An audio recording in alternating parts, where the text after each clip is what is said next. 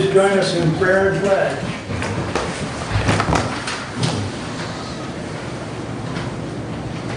I'm going to alter a little this morning and share something that Shelley's uncle told us. Never go to bed mad at each other and always be kind to others. And with that said, I think most of us are aware that Chris Sheenhour lost her husband over the weekend to a massive heart attack. So I would ask for a moment of silence.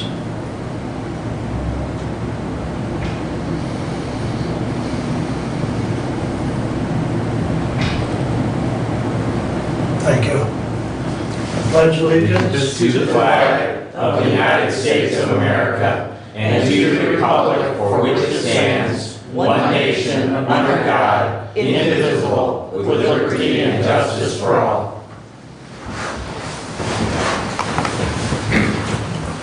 All right. Public comment. Anyone wish to address the board at this point in time? We will have a second public comment at the end of the meeting. Please step up to the podium and identify yourself. Hello. Oh, somebody left their mask up here. I'm Mary Jo Dunlap.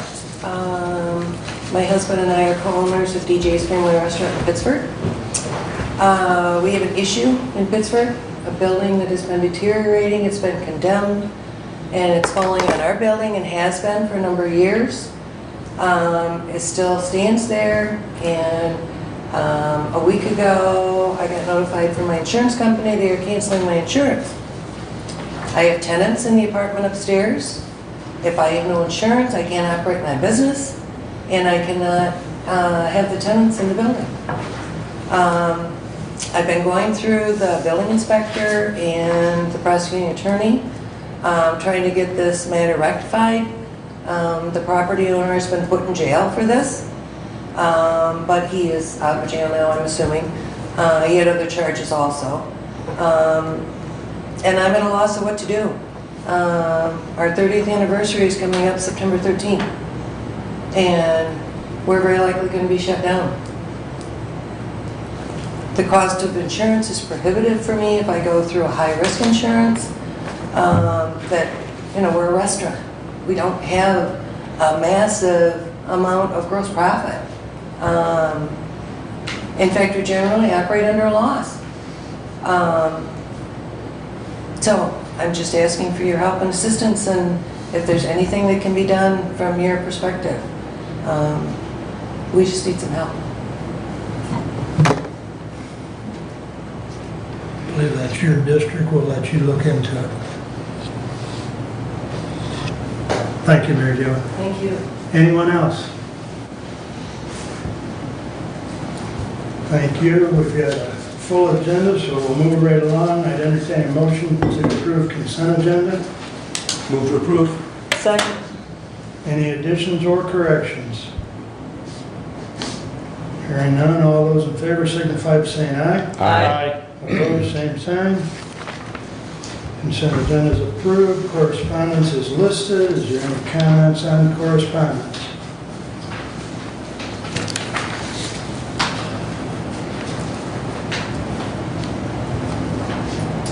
Hearing none. Would entertain a motion to approve the regular agenda. Other than, are we removing Mr. Godfrey underneath facilities? He will not be attending today. This is a discussion item, and I will still have some discussion. Okay. He will not be in attendance, so. So just strike back. Yeah. With that, do you, Move to approve as corrected. Second. anything else?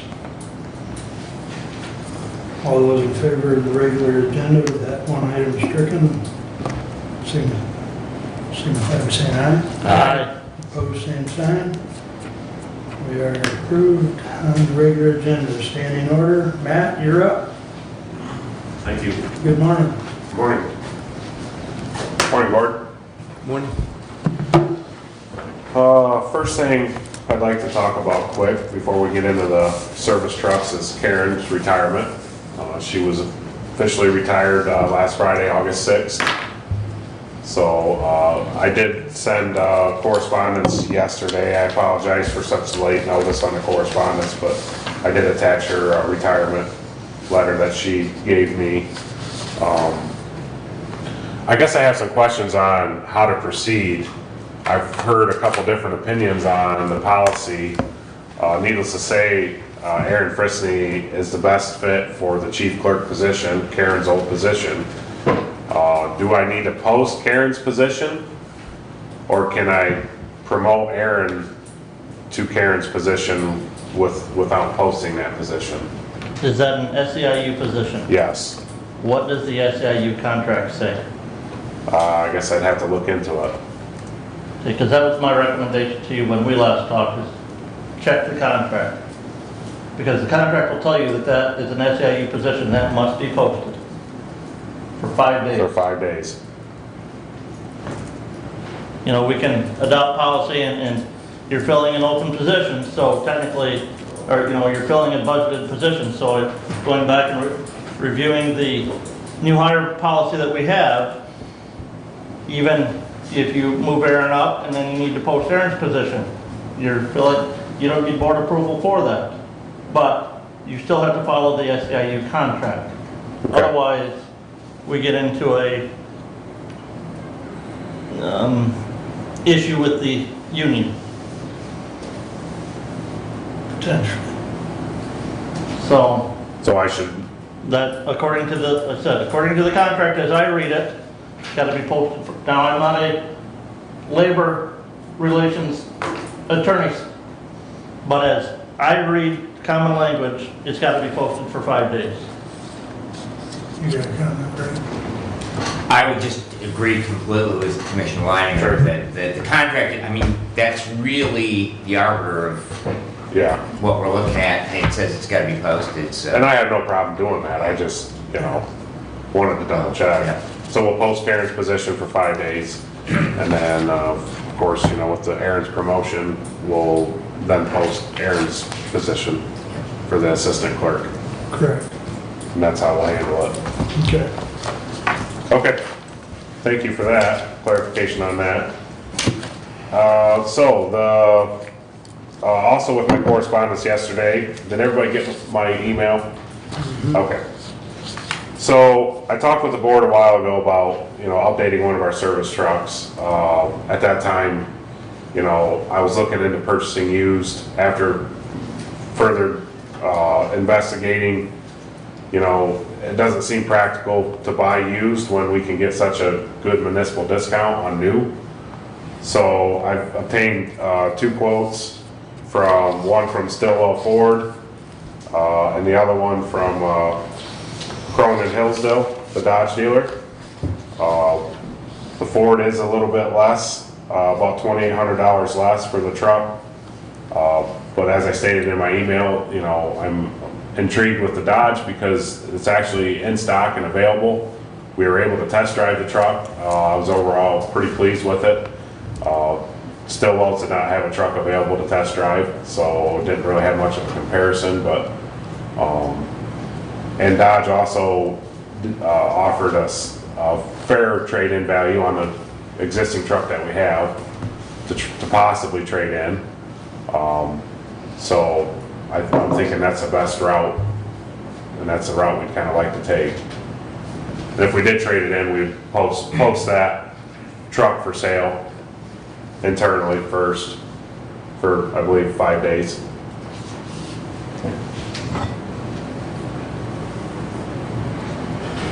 The Ford truck's not available? No, the best estimate they could give us is 3 months. Okay, and you couldn't even get a bid from a GMC dealer? No, I was trying to work with one yesterday to get one, but there's a lot of the Chevy GM dealers, if they're not a big, huge dealership, they don't handle the commercial trucks. So I called, Frank Beck's, I called a place in Coldwater, a couple other dealers, and they just don't handle it at all. On that size of truck, the Chevy or the General Motors would be a different cab style and stuff than a regular pickup, where the Dodge or the Ram and the Ford are still gonna be theoretically the same cab as a regular, Yeah, they're Is that more of what a you pickup need? style, 250, yeah. My concerns with the GM or Chevy would it'd be a lot heavier, and it is, the cabs are a lot bigger. So, So it doesn't suit what you do? not for this particular truck, no, not entirely. Well, and the other thing, you had reached out to a dealer in Fort Wayne. the Yeah. Big enough dealer that, as far as the GM, whereas and we've always talked about keeping business local, so you'd be dealing with a Hillsdale dealer. Yeah, I know, Cronin overtook that from Jim Knox, I believe it was. And I've been real pleased with their salesman. He's always gotten right back with me. The service has been good so far. So the Dodge is a little more expensive. How's the budget? It's within our budget, for sure, our equipment fund, so. What do you need from us? Motion. Move to approve purchase of the Dodge as presented. I'll support that. Any further discussion or questions? does that include the service body on it, or is that something additional No, you're gonna? that is additional. This is a cab and chassis truck, so I'm looking at into different options, which they're actually helping me get prices on those, but we're looking at around 5,000 to 7,000 to get a bed or utility box, or we're not sure how we want to set it up exactly yet, so. I guess I'm gonna guess that's got the Cummins engine in it, this does not say. Yeah, it does, diesel. With a 19,500 gross vehicle weight rating, which is what we're wanting.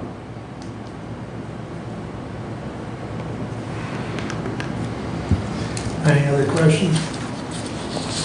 What's the warranty on it, Matt? 3-year, 100,000 bumper to bumper on the Dodge. So you're probably gonna go 3 years, and you're probably gonna put 100,000 miles on it in 3 years, right? No, our 2002 that we're looking to update has 120,000 on it. So, I mean, I figure, buy new, it's gonna last, we're gonna get at least another 20 years out of it, so, Is that Cummins diesel in there? yeah. Yep. Any other questions? All in favor, signify by saying aye. Aye. Opposed, same sign. Thank you, board. Buyer, man. Thank you. Thank you. All right, moving right along. Terry. Good morning. Morning. Thanks for having me in. It's kind of difficult to do a 500-foot flyover 16 months, but I'll do my best for you, and please ask any questions that you have. The medical care facility in regard to COVID-19 and the coronavirus, we were hit early and hard in the initial, in beginning stages of the pandemic. The single biggest, I often get asked, the single biggest problem or concern or events that occurred during the coronavirus, during the global pandemic. For us at the medical care facility was certainly the discriminant loss of life. In the beginning, there weren't treatments. There weren't known treatments. There weren't testing kits available in the county. Some things that are relatively commonplace now weren't even available in the beginning.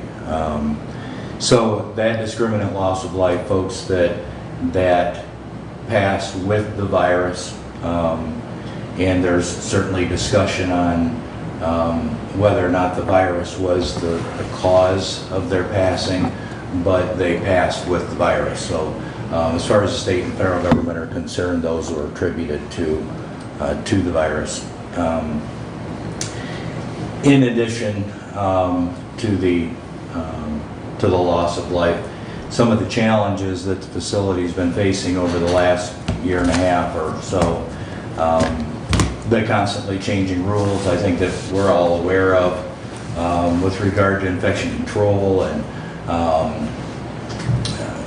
staffing and keeping people safe and checking the doors, some of the same things that you folks deal with daily. But in the beginning, asymptomatic transmission was the culprit. Folks that had the virus that weren't showing symptoms could spread that virus, still do today. Trying to combat that was certainly a challenge for us, but it's trying to get folks vaccinated at this point. We've kind of reached that crescendo where most people have made up their mind whether they're going to get vaccinated or not. We certainly have ongoing efforts to make sure that we're educating and asking questions, answering questions to the best of our ability, trying to dispel some of those fears that may be out there. But getting folks vaccinated, especially in healthcare, is certainly a push, across the nation and across the world. But just as an overview on the number of cases, this is since the beginning of the pandemic. Total resident cases at the facility, we've had 63. I apologize, I sent this to you yesterday because it changed over the weekend. So this is ever-changing. This information changes daily. But total resident cases, we had 63. We had 21 residents that passed with the virus. Now, I spoke a little earlier about whether or not that was the cause of their passing, but those are residents that passed before that 14 days after the initial diagnosis or the initial positive test. So if they passed within that 14 days, it was attributed. Staff cases total 94, and that's as through yesterday. And of course, we haven't had any staff deaths associated with the coronavirus. Number of facility enhancements that were made in 2020 with some federal relief funds. In the beginning, there wasn't a lot of direction on how to use those funds or what to use those funds on. I think we had a little better direction than some of the funds that the county got in general, because the funds that we received were earmarked for infection control items. And as long as we could show that those funds were used to keep people safer and to enhance our current infection control systems, we had some direction on spending those funds. We did create a 10-bed isolation unit in the facility. It's a separate unit, separate air handling, separate entrance, separate staff. So it's in essence a facility inside the facility. We applied for and received a COVID relief facility designation. In other words, we can keep the folks that are diagnosed or test positive for the virus, we can keep those folks in the medical care facility as long as they're stable and they don't need acute care. If they need acute care, then we send them to the hospital. That designation is kind of a double-edged sword, because once you create that unit, you must maintain that unit. So to sit idle that 10-bed unit without anyone in it, there's a large cost that's attributed to that. Bed revenue alone is $300 a day, so that's $3,000 a day. It's $1,095,500 annually just to sit there idle. We have to maintain that unit. We're required to maintain that unit. In the event that we have a positive, then those folks are transferred to the isolation unit. We had our first vaccination clinic back in December, on December 29th, the end of last year. Our vaccination clinic, we held that in conjunction and in cooperation with Walgreens Pharmacy out of Ann Arbor, their corporate office, We started working with them earlier on in the year, around October, to arrange that clinic and to be first in line. We actually had the first vaccination clinic at the medical care facility on December 29th. That was the first vaccination clinic that Walgreens Pharmacy performed. So it was nice to be on the front line. They were learning right along with us in the beginning. So it went very smooth. We vaccinated the vast majority of the residents during that first vaccination clinic, and then certainly a number of staff during that as well. Our current numbers, we're standing at 91% vaccination rate among the residents. That number fluctuates because of new admissions coming. New admissions may or may not be vaccinated, and that number can fluctuate 1% or 2%. Staff vaccination, we're right around 50-51%. This last resurgence, or the last, taking into account the last increase in number of cases in the county, has spurred a few more staff. We had 6 last week that decided to get the vaccination that hadn't. And again, as I mentioned earlier, that education for the staff, the residents and the families, because a lot of the families that have those decision-making abilities for their loved ones at the facility have to make that decision whether or not they're vaccinated or not. So that education process is certainly ongoing. Over the last 16 months, we've developed a relationship with the Branch Hillsdale St. Joe County Health Department closer than it's ever been before. We work very closely with them. They're providing our vaccinations now with their mobile unit. It's wonderful. We'll get a few that either residents or staff that decide that they're ready to receive the vaccine. They come over, they pull up in the parking lot, and we're done. They help a lot with the paperwork and that side of things as well. But that relationship has blossomed over the last year and a half or so. We're really proud of that. In addition to the local health agency, the facility's certainly working closely with Hillsdale County Emergency Management, the hospital, Hospice of Hillsdale County, the Ambulance Association, just to name a few. It's a group effort. There hasn't been one agency or organization in the county that hasn't come to our help or our support if we ask. In the beginning, Doug Sanford was on the phone every other day saying, "You got enough masks? You got enough hand gel? You got?"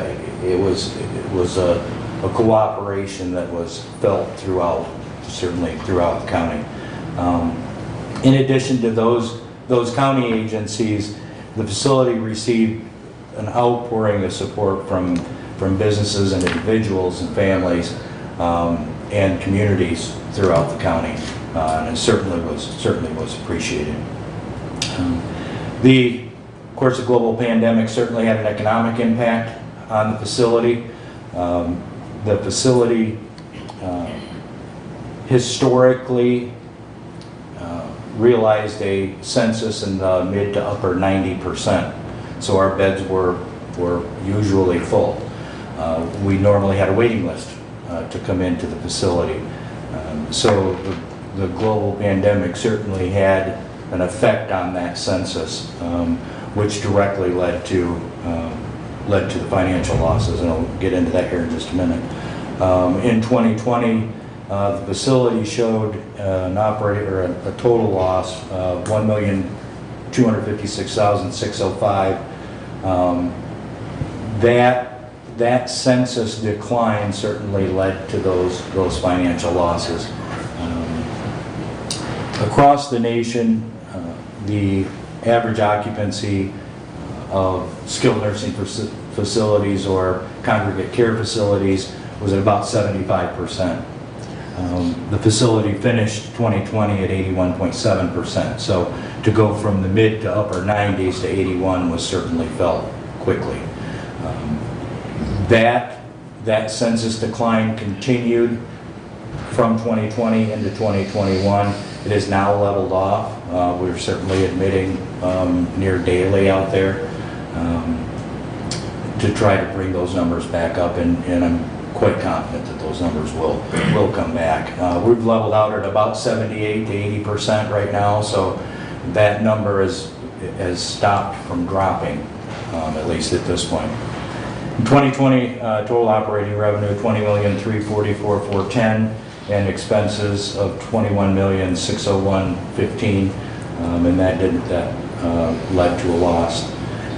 To get a little bit deeper into some of the contributing factors to that decline, admission restrictions in general. For a while, we couldn't admit anyone to the facility, especially those that had a positive COVID diagnosis.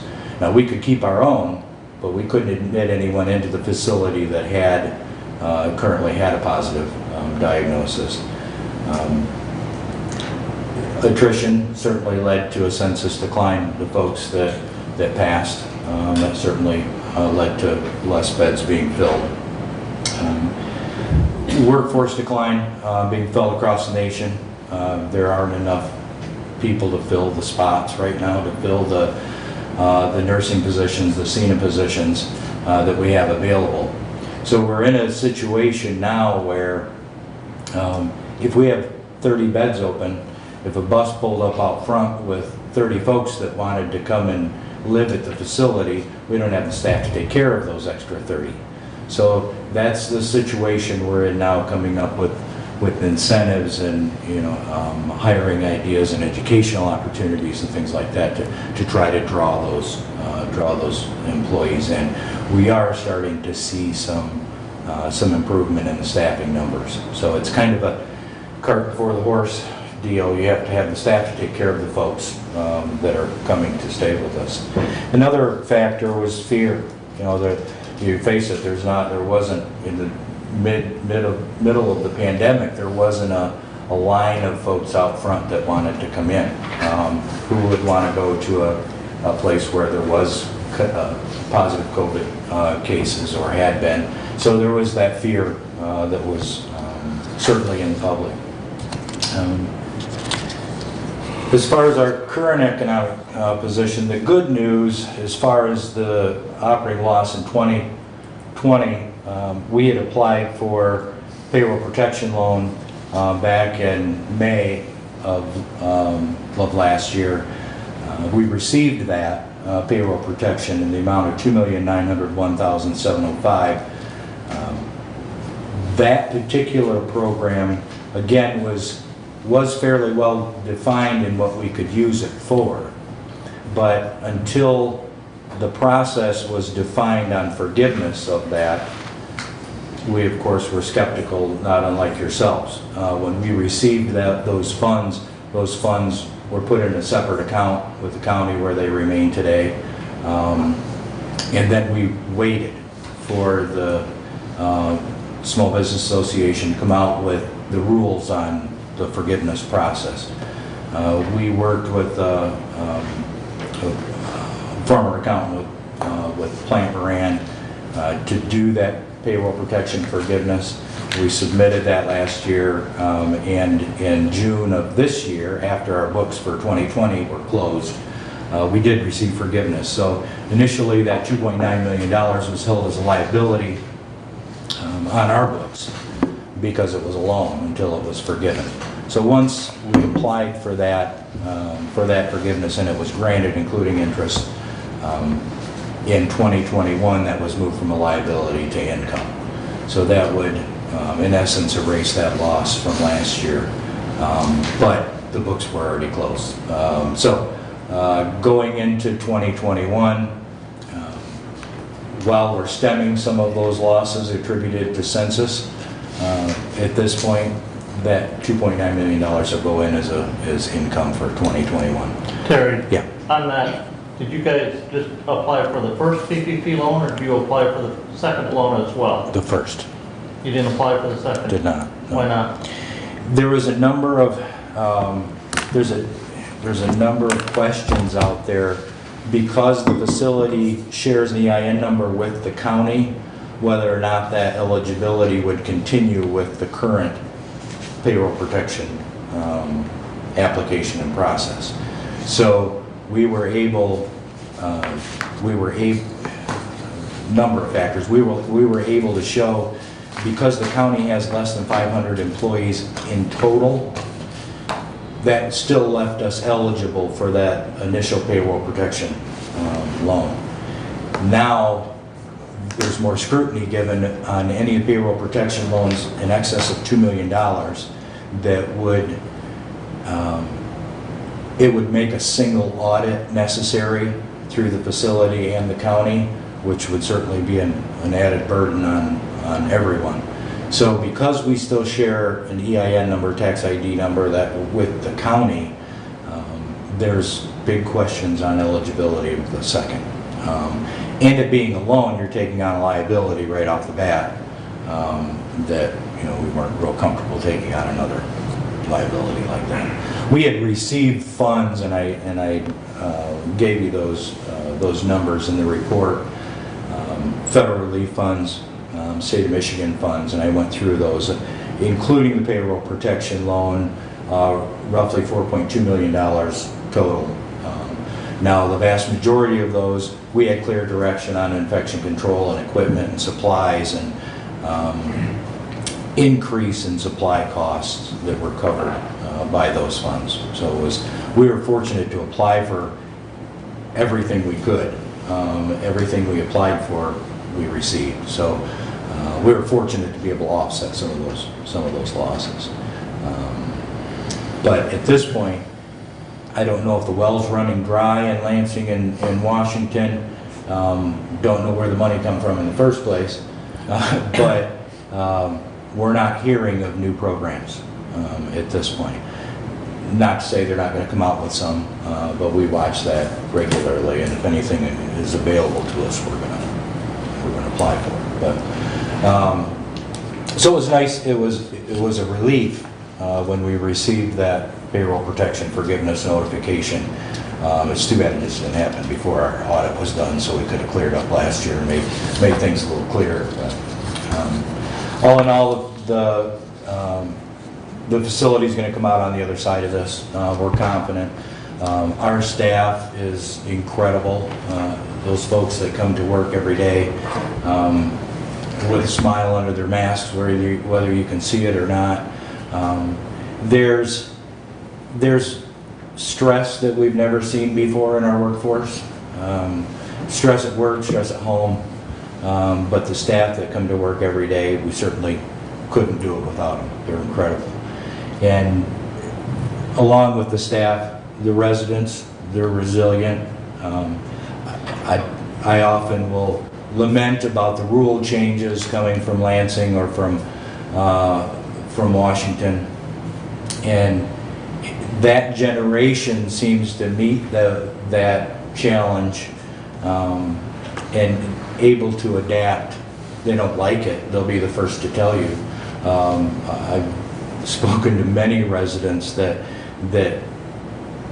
would be happy to tell you how they feel about the rules and regulations and the separation from their families in some cases. So, but that generation is certainly resilient, and it's interesting to see. Normally, when you think of a skilled nursing facility, the congregate care facility, the staff are there to provide the care for the residents. And oftentimes we'll see the residents showing compassion to the staff, because the staff have to go home and deal with their life at home and school and work and all the stresses that they have on top of their job. So it's nice to see some of that reciprocation and that compassion back from the residents to the staff. But things are moving along this year. Census is starting to increase. Staffing numbers are starting to increase. I think people are coming back to work. I hope they're coming back to work. And the opportunities that we have for employment right now, we've never had before. Someone that would like to be a certified nursing assistant, we have programs right now where they start getting a paycheck day one. We put them through school. We pay for their test, and then they're a direct hire right after that. So it's an opportunity that really hasn't been there in the past, and we're seeing quite a few folks take advantage of that. So that's kind of my 500-foot flyover. I'm certainly open to any questions you may have. So residents, how many residents are there? We have 170 beds total. Our census today is 130, so we have 40 beds open.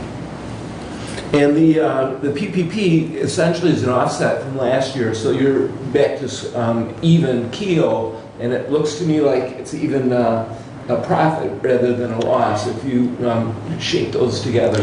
Yeah, it's the answer is yes, but the situation that we're looking at isn't just a 12-month situation. I'm looking, this is going to be a 3-year cycle. This is at least before everything pans out. So it's difficult to say that one year was better than the other, especially when you're talking about state and federal relief funds that you don't always know what you can spend them on.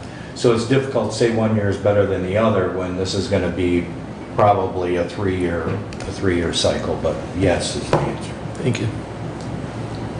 So, looking back 10 years ago, we did some construction in our facility, the hospital. They added on third because we had lost the facility in Litchfield.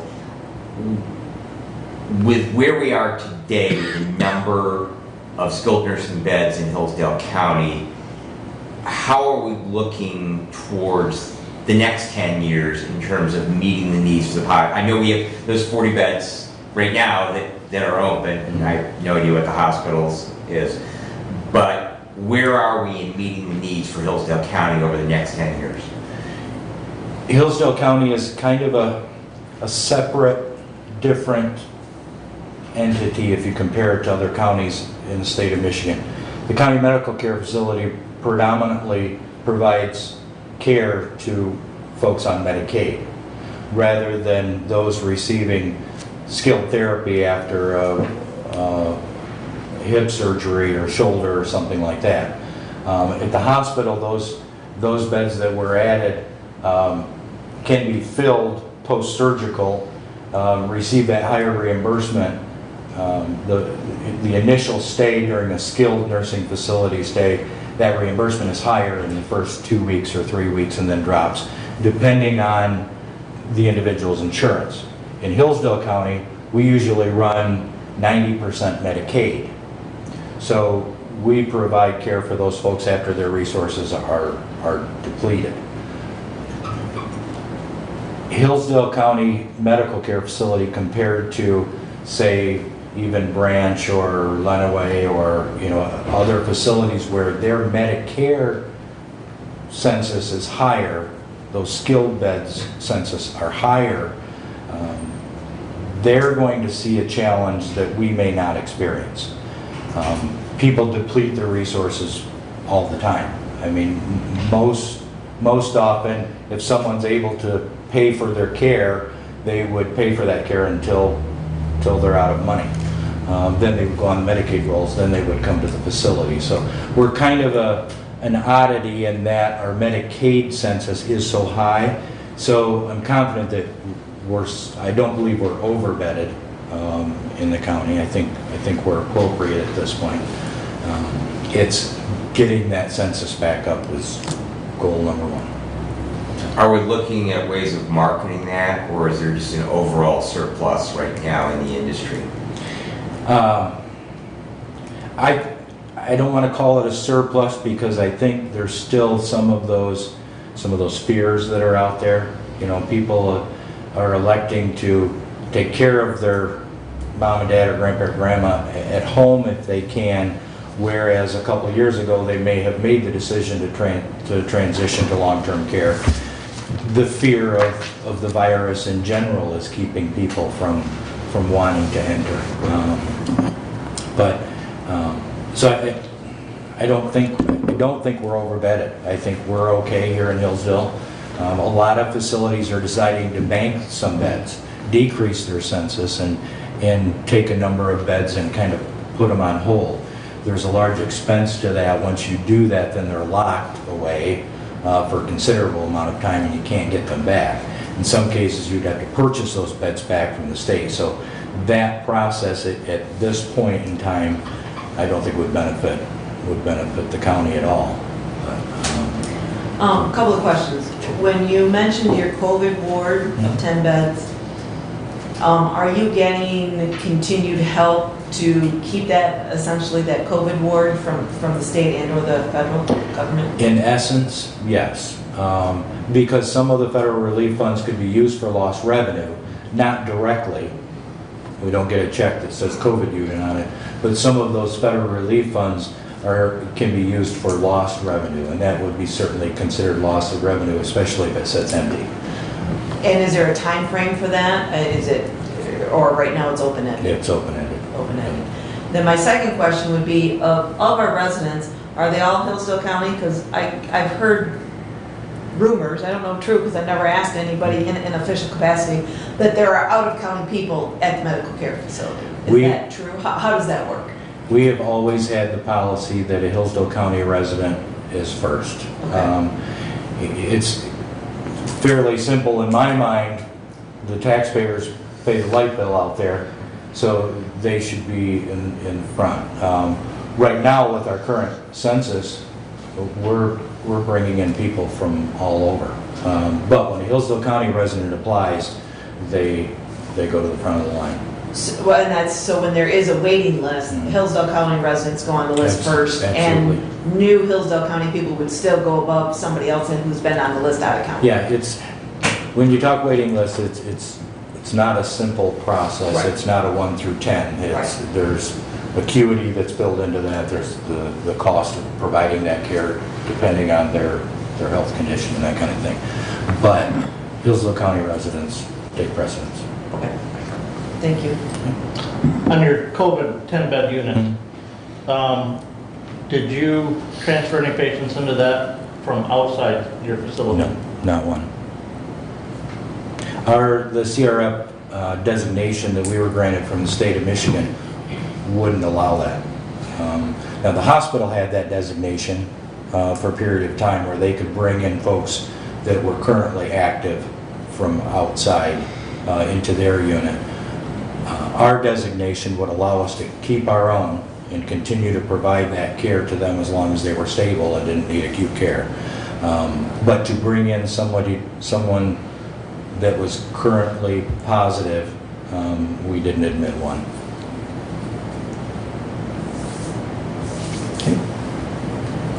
Any other questions? All right, thank you. Thank you, Terry. And that full report I did forward to the rest of you this morning. Got it. I didn't realize it was only sent to me, Terry. Sorry, I didn't. it changed Saturday, so. Yeah, I understand. But they've all got it now, including Jody, so. All right, moving right along. Doug Terry, you're up next, sir. Good morning, Mr. Chairman and board members. My name is Doug Terry. I'm the city manager, city of Litchfield. We would like to address your honorable body this morning in a concept that we're trying to pursue as many communities in Hillsdale County have, such as Reading, Jonesville, Hillsdale, and of course the city of Litchfield. And one of the things that we're looking at is redeveloping our downtown development authority. And I'll let John Jackson from McKenna explain the details. However, we were one of the first communities in the state of Michigan, I believe the second community, to implement a TIFA, a Tax Increment Finance Authority.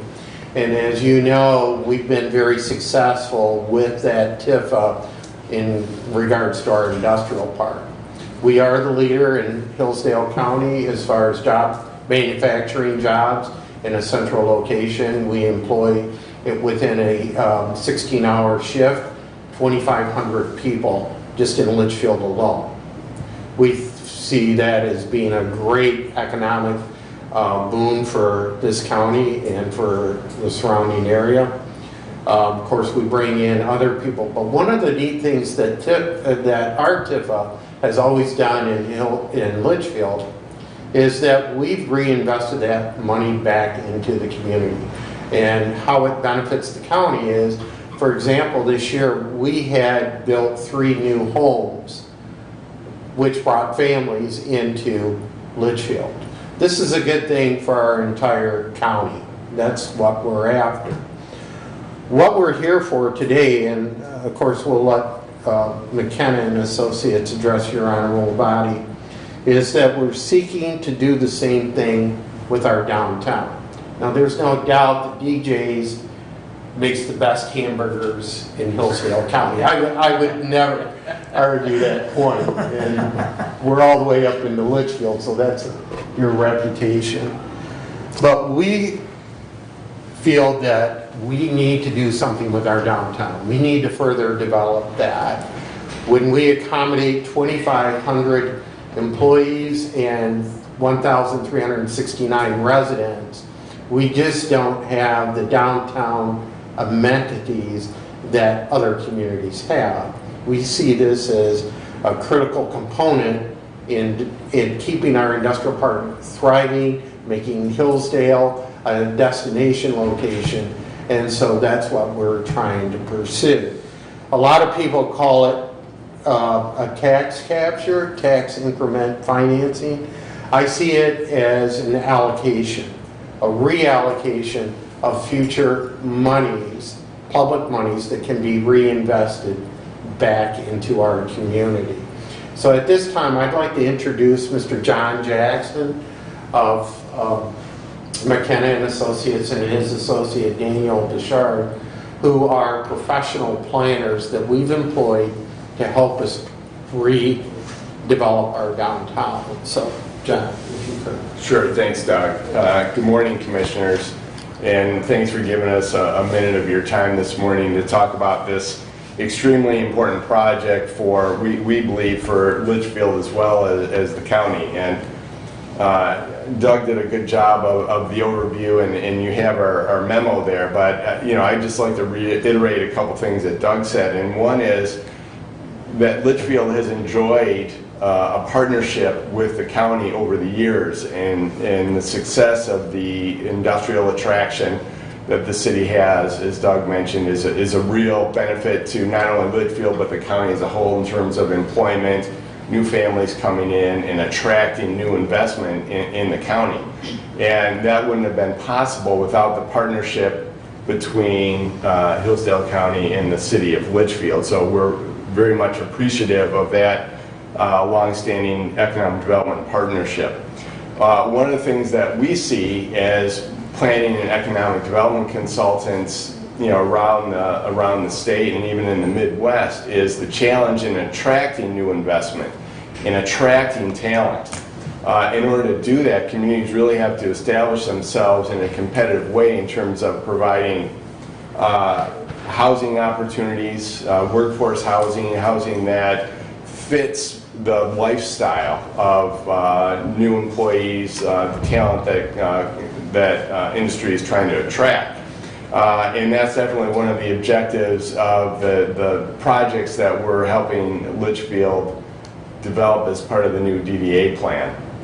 So attracting that type of workforce housing, attracting and developing a well-rounded, vibrant downtown that provides, again, as Doug said, the amenities and the entertainment and the cultural opportunities that talent is looking for. That's the objectives of this update to the DDA plan, trying to make that a reality.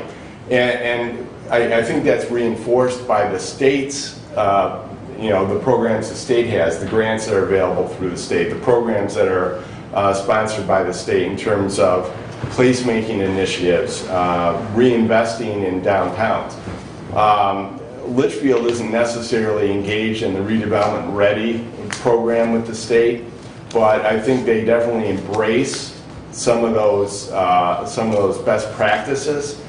And by updating their DDA plan and hopefully including the tax increment element of the DDA plan to to capture not only the city's increment, but also the county's increment, will position the city to, bridge the gap and encourage redevelopment within the downtown, making incentives available, making financial resources available to people who want to invest in the downtown. So in terms of the fiscal impact of the request that the city is making, you can see in our, we did a chart, Danielle did a chart, and she can probably elaborate on this a little bit more. But we estimated the tax capture from the county in a chart over the next several years, and you can see the first few years the increment is pretty minimal. It's $500 and maybe $1,000 and so forth. And obviously we hope that increases with more reinvestment. But we just wanted to give you an idea of what the relative impact of this request was. And just backtracking for a second, in order for the DDA and the city to be successful with this downtown redevelopment efforts, they really need a sustainable revenue source. Right now, the DDA has been relying heavily on contributions from the city itself, which is approximately equal to the increment that it would be capturing from the city, and also other contributions from civic organizations like Rotary and things like that. So there's really not a sustainable, continuous source of revenue that the DDA can count on to use as leverage for grants, to use as leverage for private investment, and things of that nature. So again, I think the city of Litchfield has positioned itself well with this partnership with the county in attracting new investment in the city, and we really want to utilize that same formula to make improvements in the downtown, which again I think will benefit not only the city but the county as well. So with that, I think we'd be happy to answer any questions, unless Danielle would like to add anything.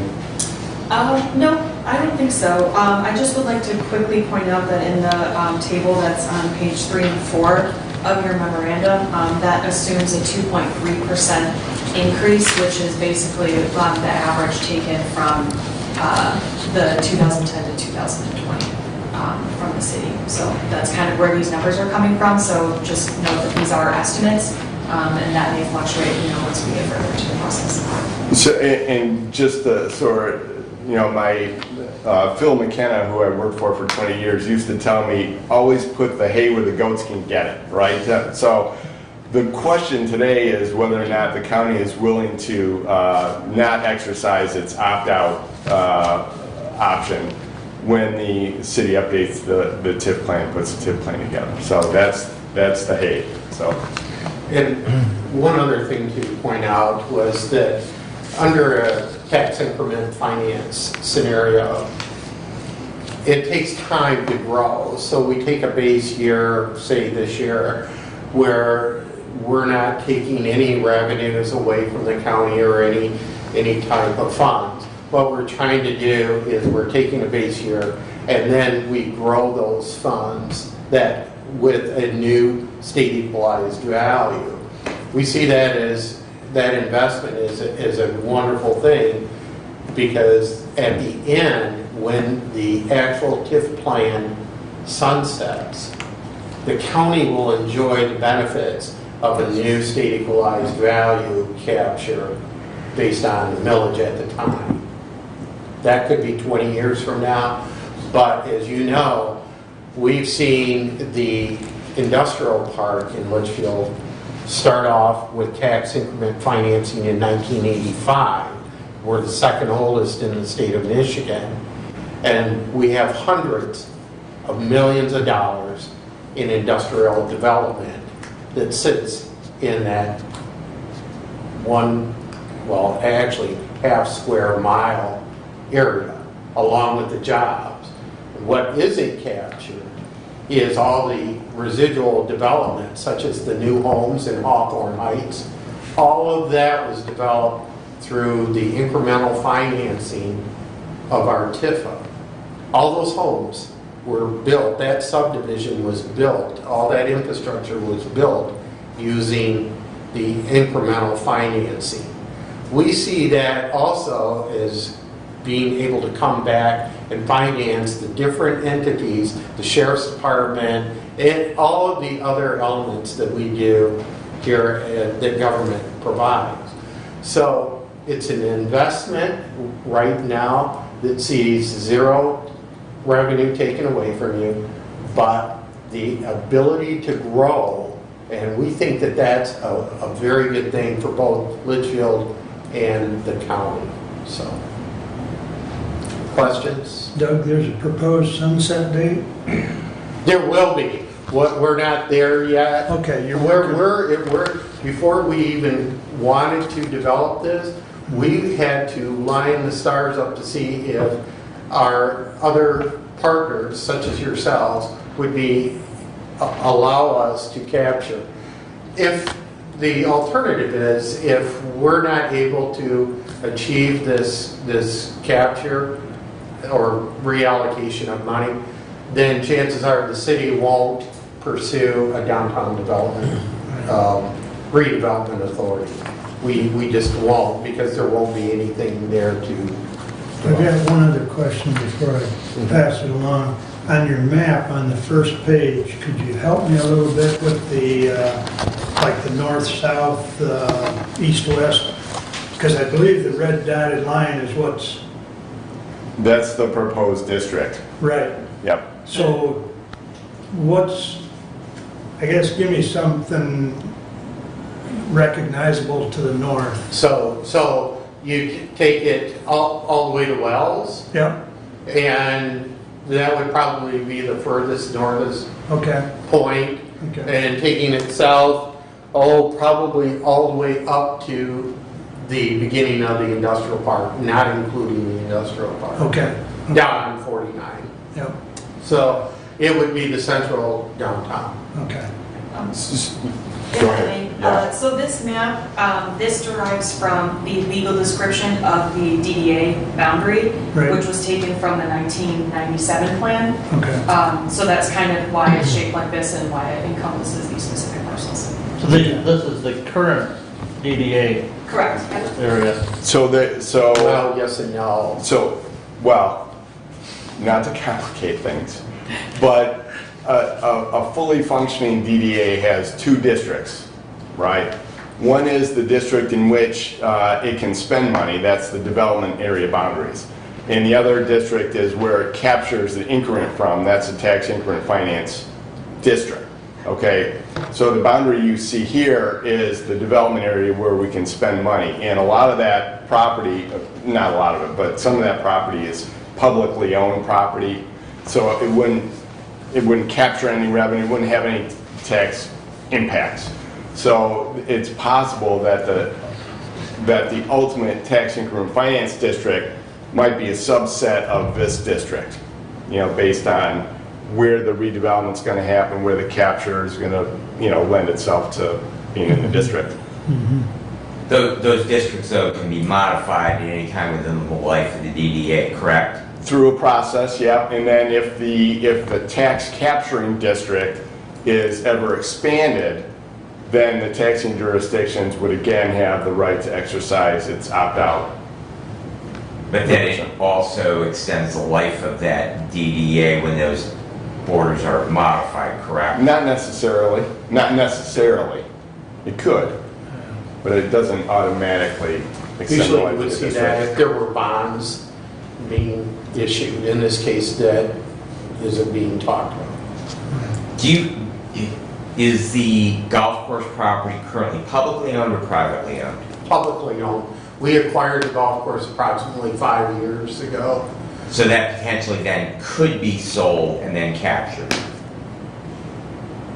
Yes, but I don't believe that's in the district. It's not in the DDA It's not in the district. district. right. That is the intent, Brad.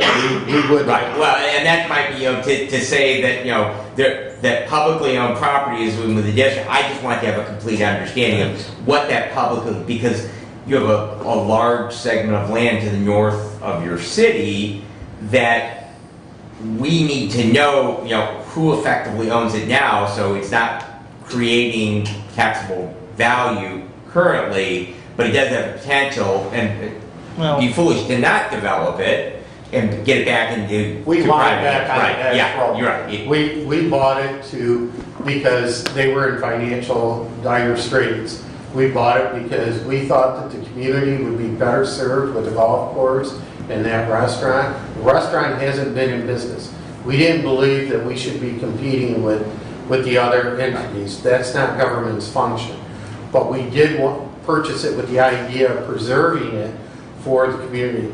In fact, we are meeting with a interested party on Thursday looking at serious sale of that property. We want it back on the tax roll for everybody. And a portion of that is already technically on the tax roll because the city receives rent on part of that golf course property for agricultural ground, and that would be subject to That's correct. taxation as well. Very little of that, because most of it is wooded. It was, we did sign a lease, a short-term lease with a local farmer in the area, but none of that is PA 116. It's Yeah, just, right, yeah, but yeah, so part of that property still has some Right. property tax revenue generated from it, but. So my other question is how much money is the TIFA, which I understand is different than the DDA, how much money has the TIFA got in the bank right now? Because they were pretty financially healthy last yeah, year. just about $1 million. About $1 million. Okay. So as part of the process, as I read from the Planning Commission, that one of the duties of the Planning Commission is to, certainly cooperate with local governments and agencies, but also to coordinate all planning in the county. And so I would think as well, we want to get the Planning Commission involved in some way, form, or shape, actually before it would come to this body. So we are a home rule city chartered under the purview of the 1963 Constitution. We're a home rule city just like Detroit. We're a charter. That means that we also enjoy the benefits of planning and zoning locally.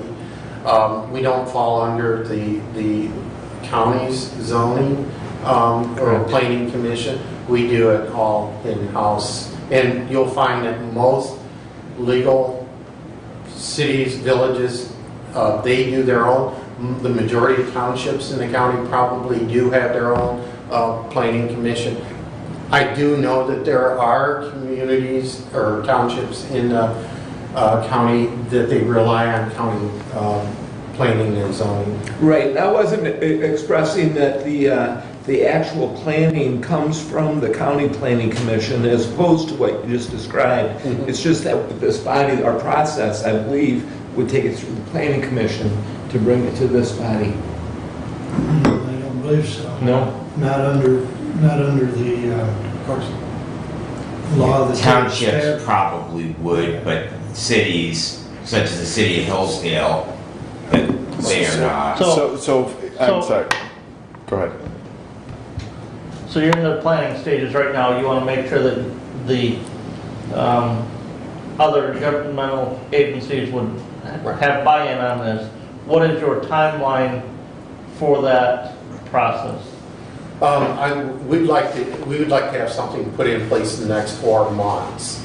I think that is a realistic goal. If it would, also, please, commissioners, there are other participants besides the county board that would be giving up or reallocating, and that is the city of Litchfield through its general fund. We would be also relinquishing some of that, our general fund money. Speaking to that, if I may interrupt, on your chart here, the city operating is giving up 13 mills. The county would be giving up the 8.002 mills, of which the general fund is in excess of 4, but less than 5. I don't know exactly that amount. So the other would be like the senior center, probably ambulances, and I'm not sure the other ones off the top of my Medical care head. facility. Okay, so, but I guess, so I see that here. And it looks like from reading this that the county can opt to allow the full 8 mills or some portion thereof. My question is on the school millage. Do you recapture any of the school millage at all? No, that's not eligible for capture. Did it used to be Yeah, eligible? Okay. Yeah, So under the old plans, are they still capturing some school millage or, the DDA has never had a plan that captured any increment. well, Tifa, I guess, So that would be my question. Tifa, I would assume originally recaptured some of the school millage. Approximately about 15 years ago, I believe Kathy, that the state of Michigan changed the law where there was no capture on ISDs or any school whatsoever. Okay. Those are all no more. Okay. We can't capture their millage because schools got themselves in financial binds, and that they said we need every dollar we can levy. So that's why schools are taken out of this whatsoever. And they're not grandfathered in either, No. is what I'm hearing, No. that was a change, okay. So I guess the other question I would have is of the other, I assume with the Tifa project, you're getting our full 8 mills. As proposed here. Well, under your current Tifa Yes, project. yes, sure. You're getting our full 8 mills. I guess my other question would be is like, I know Jonesville has a DDA, and I think you mentioned Reading. And are they also getting the full 8 mills or something less? I believe that they're getting the full. I'm not specific on readings, Right. but Jonesville has an LDFA, and I think they have both, do they not? they do have a DDA, but I believe their LDFA is their vehicle for capturing. Well, I sit on the LDFA, and that's for their industrial, it's that business, industrial park, I guess Right, yeah. is my wording. But I've heard that there's a DDA in Jonesville as well. I don't sit on that board, I don't know how they get their monies. So I assumed that they had a recapture in the DDA, but I don't know. I'm not certain. The wonderful thing that Litchfield has done is that they've taken that money and reinvested it back into the community. So they completely developed Hawthorne Heights. They put in the roads, all the infrastructure, which turned around, and there's now approximately, what would you say, Jill, 60 homes? In Hawthorne Heights? Yeah. Probably. So if you were to multiply out whatever those millages are, that was something that the city had done that allowed everybody, including the schools, the county, to be able to capture that millage, or I don't want to say capture, to be able to get that tax dollars back onto the roll. So you have 60 homes that we took with our TIFA money, developed a subdivision, and that money is coming back to the county. So it was a very good vehicle for us to be able to benefit our schools, our county, our sheriff's department, everybody, which was a tax entity. Where we lost was when the state took away the personal property tax. And that wasn't such a bad thing. I'm just saying that that changed the landscape of TIFA and all the revenue. Now, we're supposed to be reimbursed on that, but as Jill will tell you, we have no idea. That changes from year to year. We have no idea what that amount is going to be. So all we're capturing now or collecting is on real property, and then we get reimbursed by the state of Michigan. And that is an uncertain amount of money from year to year. So. And I believe really what you're asking today, Doug, is that are we going to exercise our ability to opt out? That's correct. And so I guess that's really the point is, you know, for them to continue the process, they need that piece of information. And I think you know, that's what the board needs to decide, whether or not we want to opt out, which personally, I see no reason for us to opt out. Because Doug's, anybody that's been in Litchfield, the industrial park's been very productive, and I think to enhance the downtown area would be a huge benefit, so.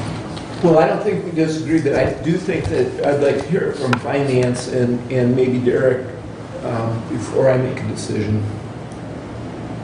So do you want to postpone this decision to the next commissioners meeting? just to Yeah, run I don't through know that I came Those, prepared to make a decision on it today.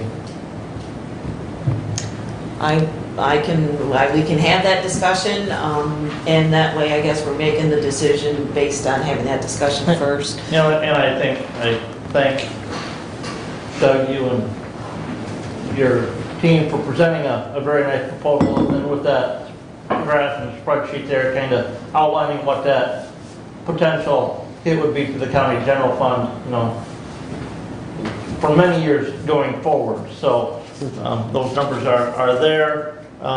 Yes, I would concur with Mr. Engels that I want to take a little bit more time and study that before we say, yes, we want to, you know, not opt out. You know, coming from a Wright Township and with our own small ambulance and fire department there, I know the economic impact that they, having lost revenue from the capture of these, some of these other voted millages, and that is my concern, that, you know, when we pass a millage that's supposed to go to ambulance service, that my concern is that then we have the capture of part of the increase on that, and so that money is not going to ambulance services, being redirected. So I will tell you that it's my concern that I don't know if I can say I want to opt out on the full 8 mills or just the county allocated mills, because these other specially voted millages were approved by the voters for specific reasons. And we completely understand, you know, your concerns. We welcome the opportunity to address the Board of Commissioners and any committees to further discuss and get into the details.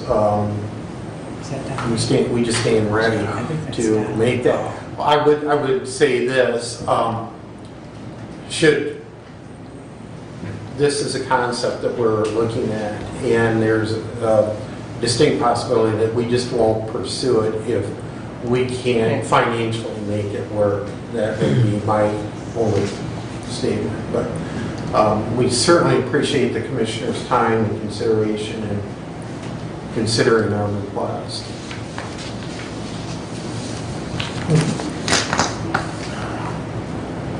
Doug, just clarify something for me that, you know, because the concern here is the hit to the general fund.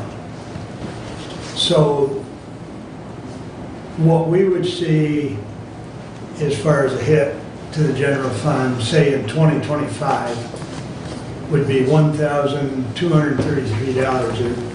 Am I reading that correctly? Yes. Only half of that would go to the general fund, approximately, because we Right. assess the 8 mills, but the county only gets in excess of Right. 4 mills. Right. So it's not exactly half, but, so then the other half would be absorbed by the other special voted millages. Now, what I will say is that if we've been okay with this in Reading and Jonesville, I don't know why we wouldn't be okay with it in Litchfield, as a consistency kind of thing.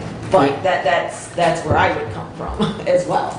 And the other point is that you would still be collecting the taxes that you're currently collecting. Right. So it wouldn't be a hit necessarily. Other than some of those voted millages are set to expire. Yeah.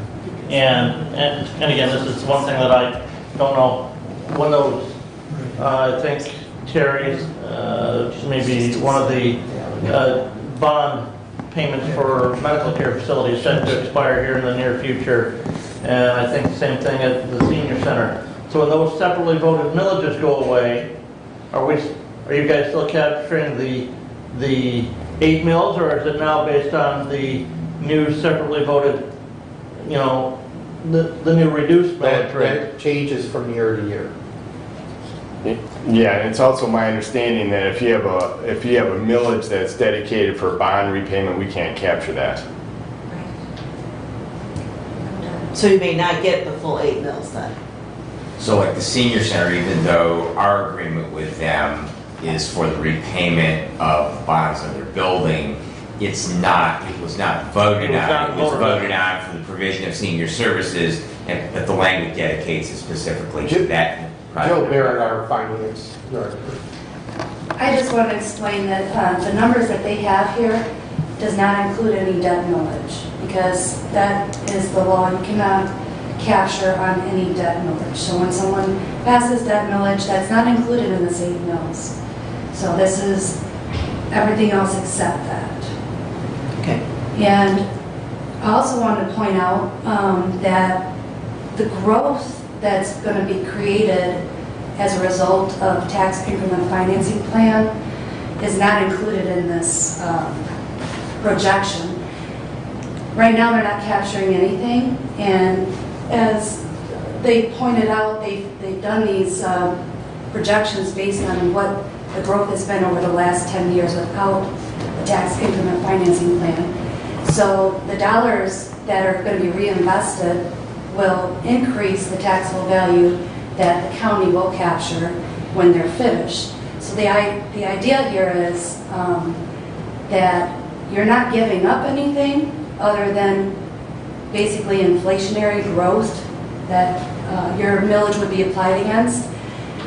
You're actually going to benefit from the growth that these dollars are going to put into that tax base when they're finished with their sunset date on their plan. So I just want to make sure that's understood.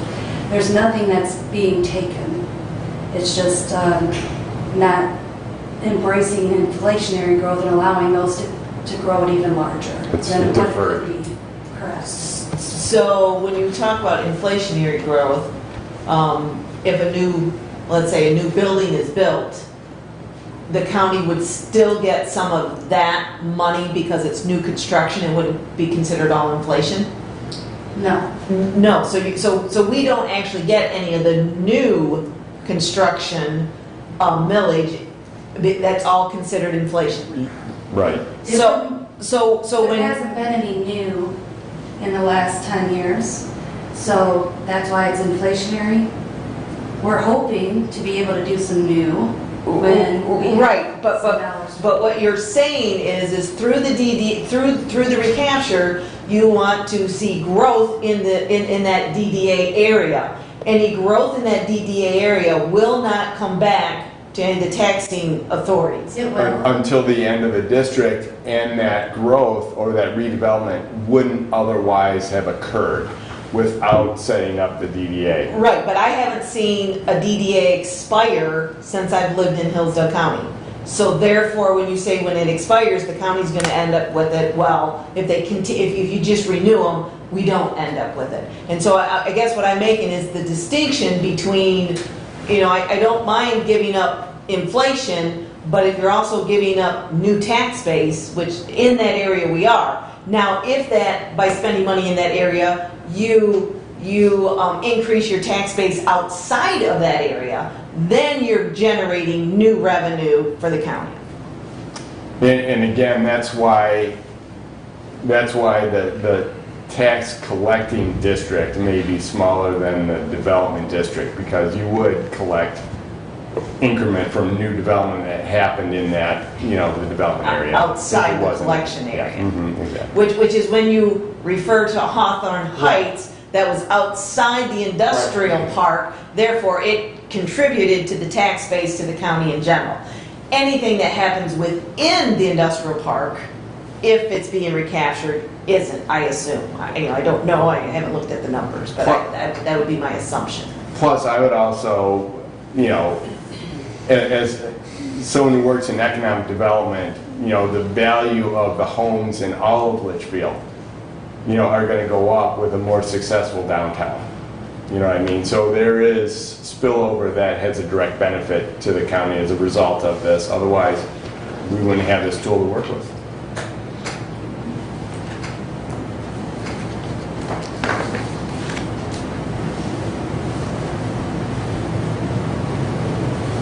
more questions?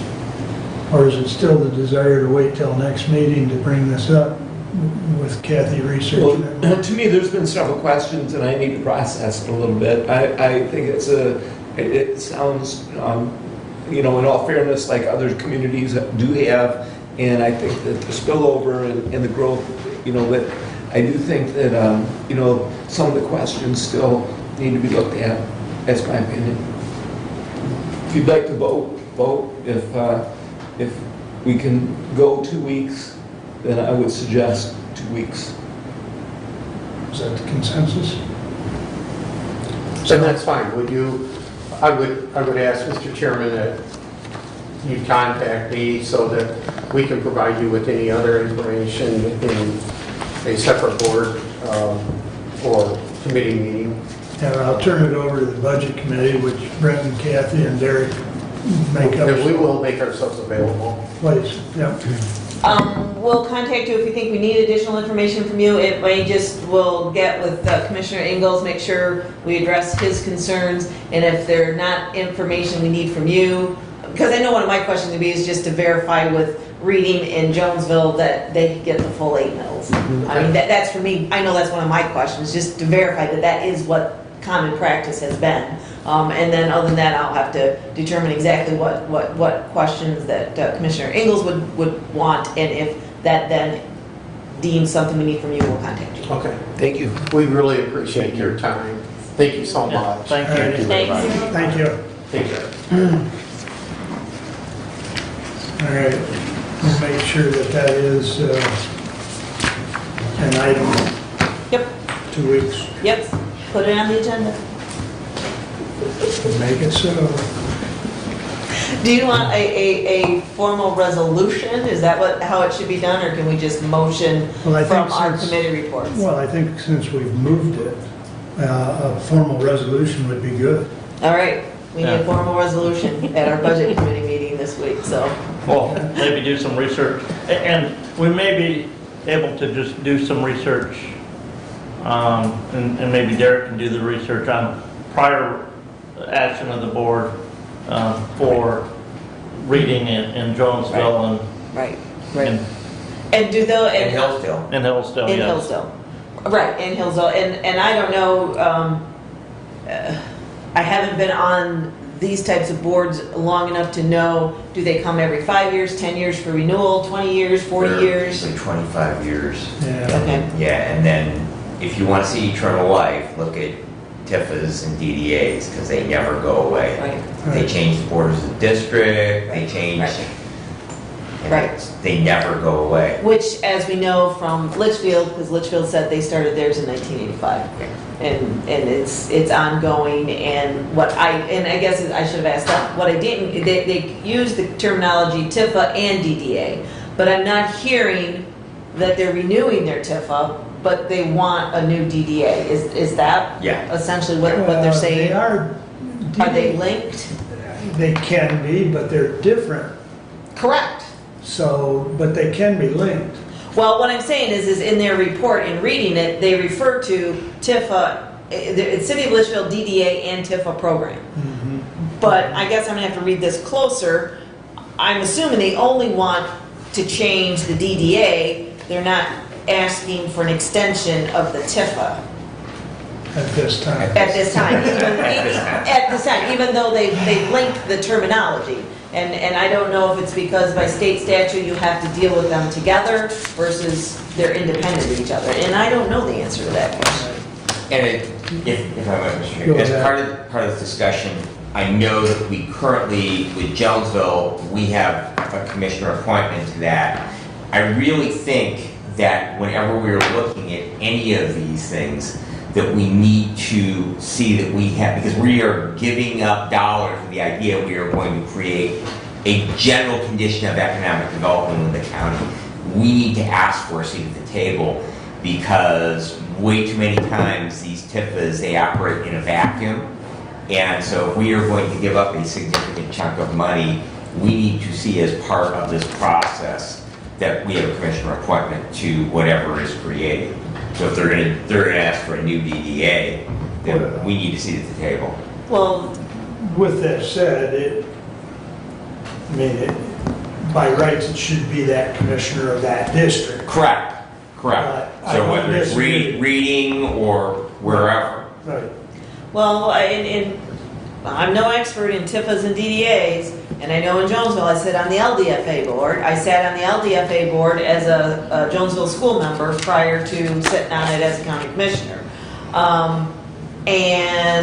And so it's an LDFA, and I'm not sure how the LDFA is different than the TIFA. Litchfield is in my district, the city of, and I certainly don't sit on any TIFA board over there.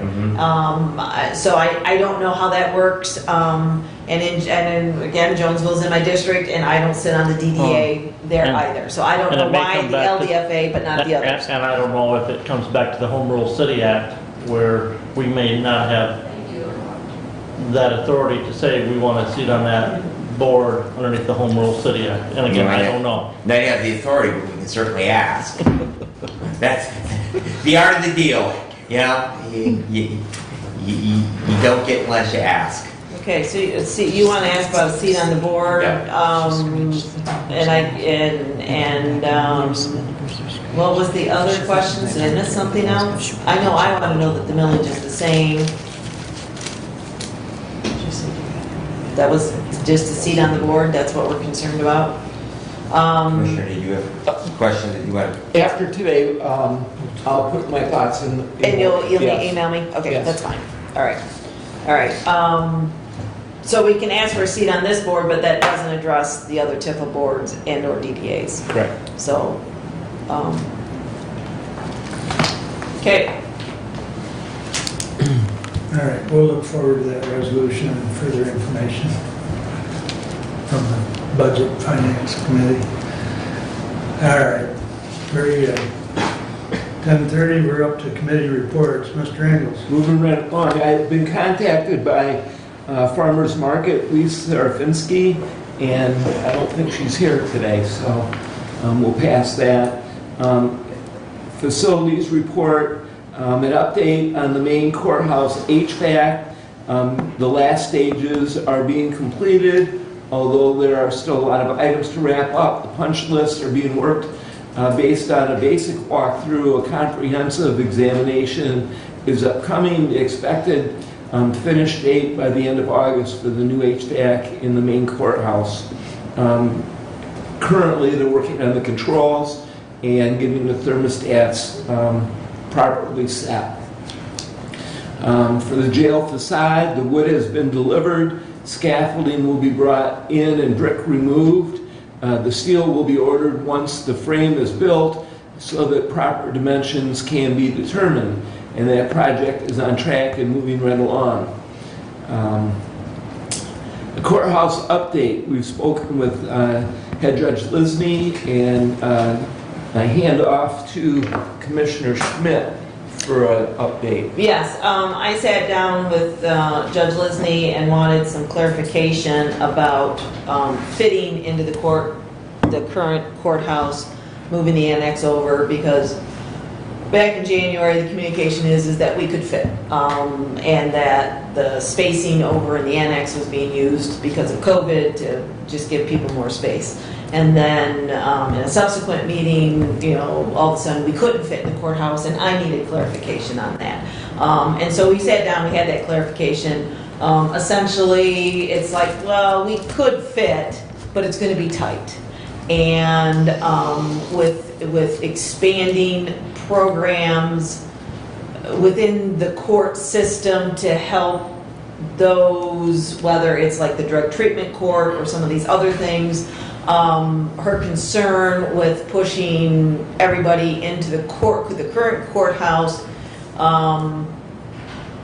is that they will run out of, they're already going to be tight and they won't have the extra room they need to maneuver as they do if a program changes.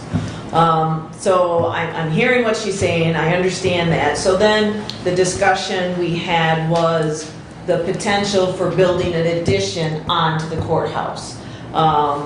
the discussion between maybe some of the opioid, maybe that's the wrong terminology. Is it opioid funding? Okay, between those funds and with the ARPA funds, which is the American Rescue Plan Act funds, could we use some of those funds to help alleviate that space issue and add some kind of addition onto the courthouse? Judge Lisney thought that SCAO had some free services available, architect kind of thing. She contacted them and that's not available anymore. She did find out that Van Buren County did add on an addition to their courthouse. She was going to look into that further. If she comes up with that information, I would be willing, and hopefully another commissioner would be willing to go view that and see how that configuration looks. So I think at this point, and I don't know if we do it at this meeting or the next meeting, but I think how much more time do we want to spend on this option, or do we want to just continue renovating the current courthouse and keeping the annex in the mix and moving forward that way?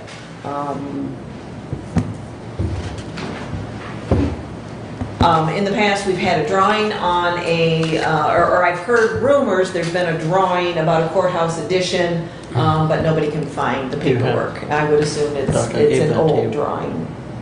It was in that packet I gave, courthouse. the two Did anybody packets I check gave that to in you. the basement in our The vault? drawing. I have no idea. The email I You got have the was two that packets I gave you. David Holcomb and Randy Finley looked through some vault in the old drawings to see if they could find it, and they did not find it. So I don't know. They're in there. I mean, I know That those was a exist $6 because I million remember that project. They're in those discussion. packets. Mhm. Okay. So, and I almost think that it was the same firm that designed the elevator addition that made those.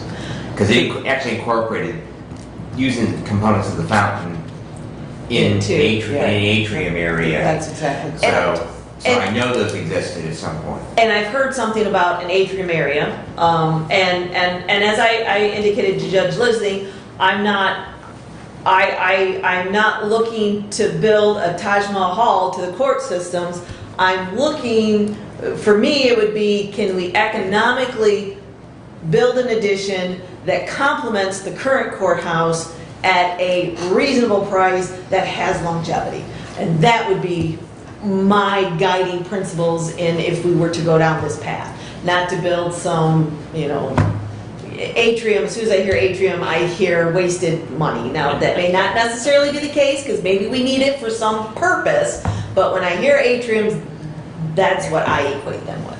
So I guess my thoughts are that we really still need, we got an architect to come in and say we couldn't move the wall. And that's what those people do in terms of space usage. And that's the one thing that I have not seen in this entire process. I haven't been here for all of it, but that's the one takeaway that I have, that we have not consulted with someone who has a professional expertise of construction and space usage to see if we can use the existing building, or if there is an alternative to that, such as an addition to that. And I really would like to see us,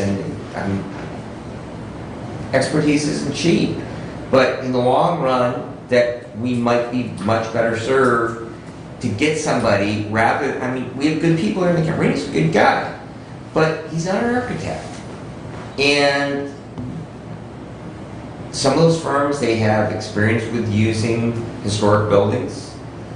And there's been a lot of rework of historic buildings in downtowns, and I don't know that we are chasing things that we just don't have the ability to see ourselves, and that getting someone who can come up with, not a Taj Mahal, as you say, but at least can come up with a plan that is structurally sound and workably sound and will meet all of the ADA requirements and everything else that goes into it, where we can maybe fit into that building.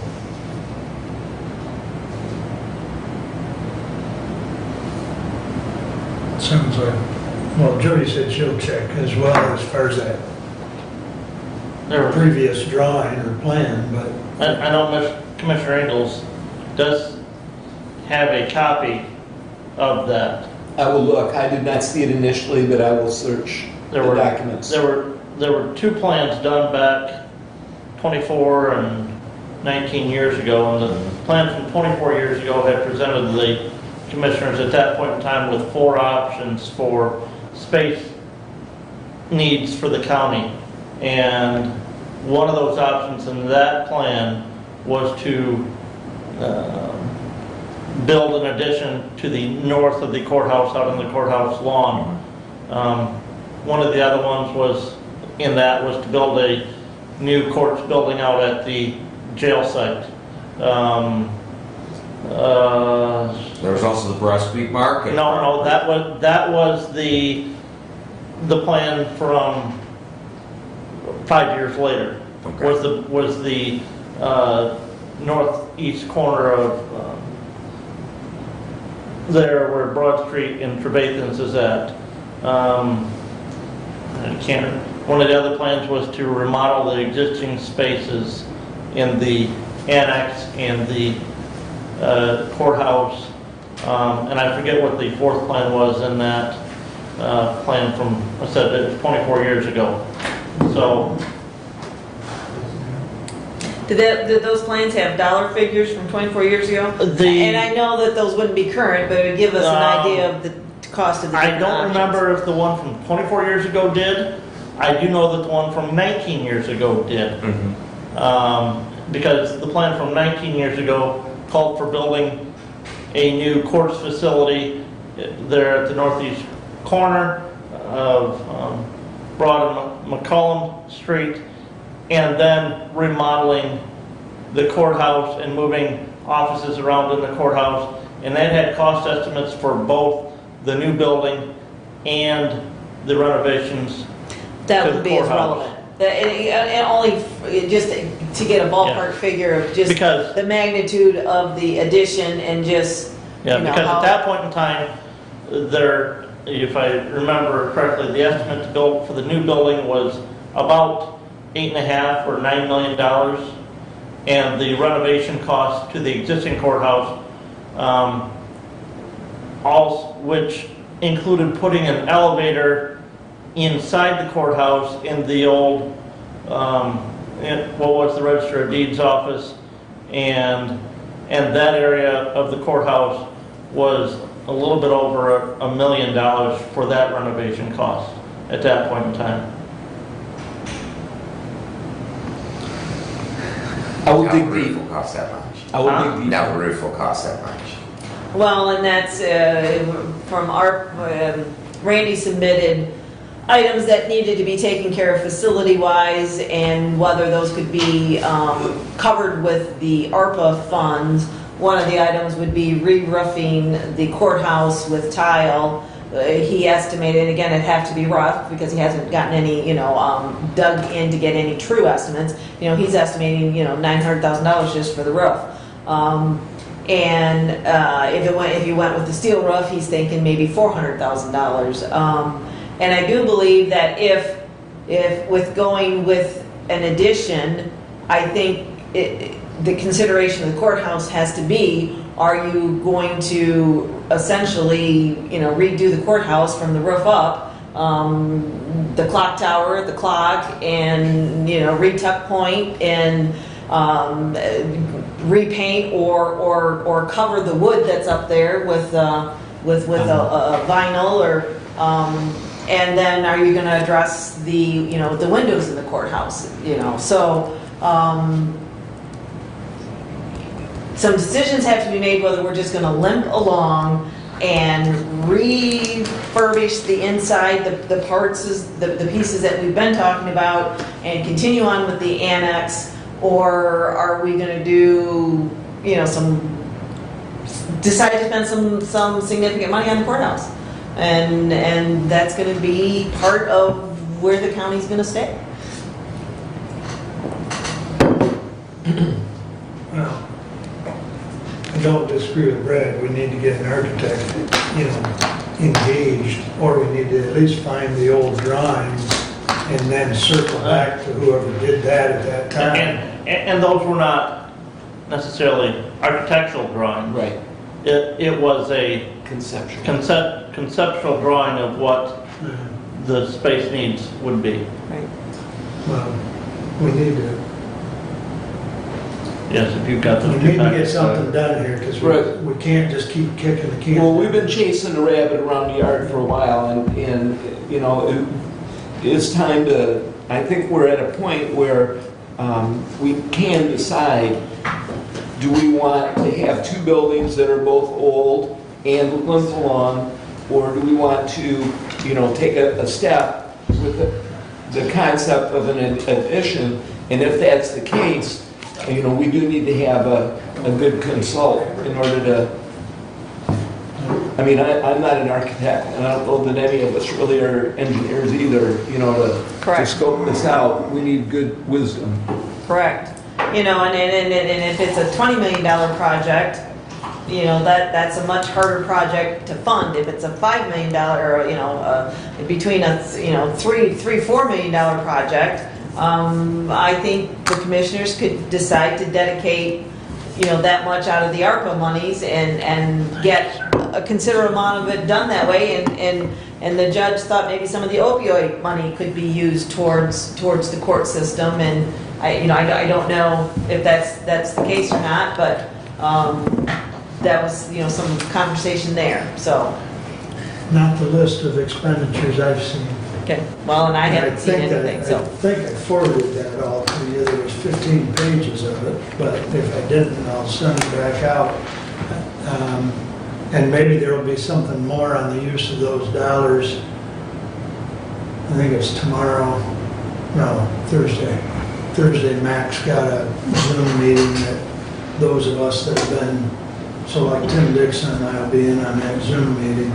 And so Mac's got some updates, so maybe there'll be some further information on what, because there are stipulations on those dollars. So, right. Well, the judge is the one that brought it up. She thought maybe you could use some of those monies, and you know, I guess I had no idea. I don't know. I don't know.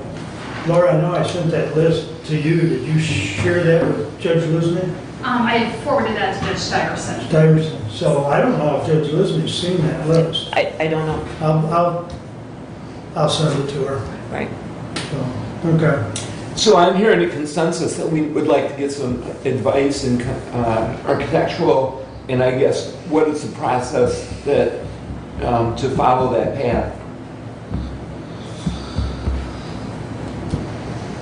Do you I need guess to tell Randy to seek someone out? Well, I mean, or do we need to create a request for proposal from architectural space? And we can choose who that RFP sent out to, so. But yeah, I think that's, And yeah. Move through Randy. Yeah. Okay. Yes. And I said, I think those two plans were done by different companies and in the past, so, you know, I don't know whether either of those firms are still in business. All right. Well, that's, you know, I think that the company that did our elevator addition, they did a phenomenal job in incorporating that into our building, and it's held up well. I mean, it's been there a while now, and it still looks good, but I don't know if that firm even exists anymore. So, but if they do, I would certainly, you know, encourage whoever's involved to at least ask them to take a look at it, because if nothing else, we're familiar with their building. The college works on their buildings and old buildings. Is there someone at the college we can contact as to who they work with up there? You know, I don't know. I don't know where the other what other contact there would be. There was mention whether is the county courthouse on a historic structure designation, and if so, that could complicate things, which I have no idea if it is or isn't.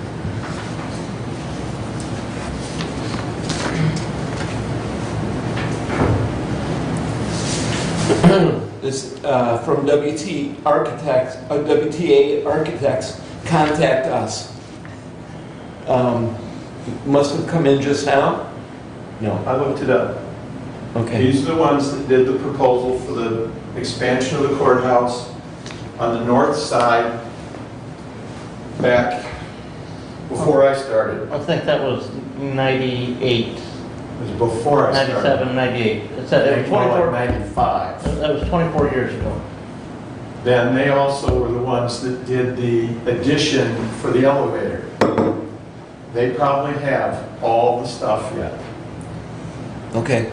I'm still looking for the contact for the one that did the design for the corner.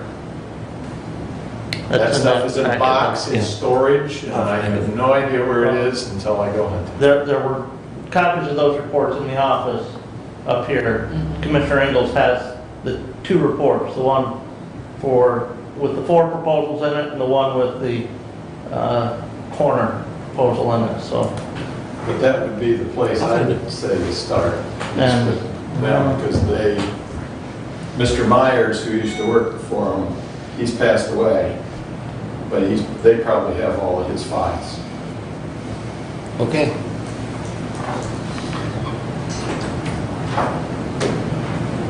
Anything more in the courthouse right now?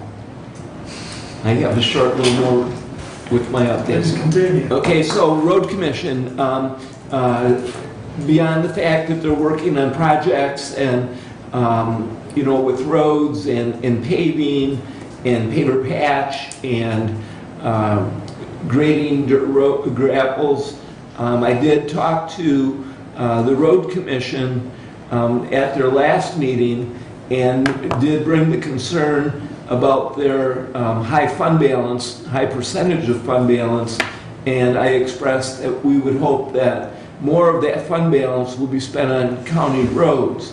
Bob Godfrey vocally and expressively disagreed and said that he will be present at a future Board of Commissioners meeting to answer questions and refute that high percentage of fund balance. I did ask and hope that he would be here today.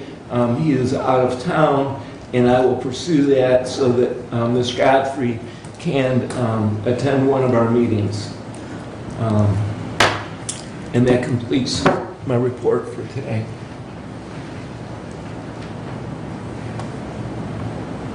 Any questions for Doug? Doug, when's the next road commission? Thursday. Thursday 10 o'clock. at 9? 10 o'clock. 10 o'clock, okay. Okay. At the road commission. Yeah.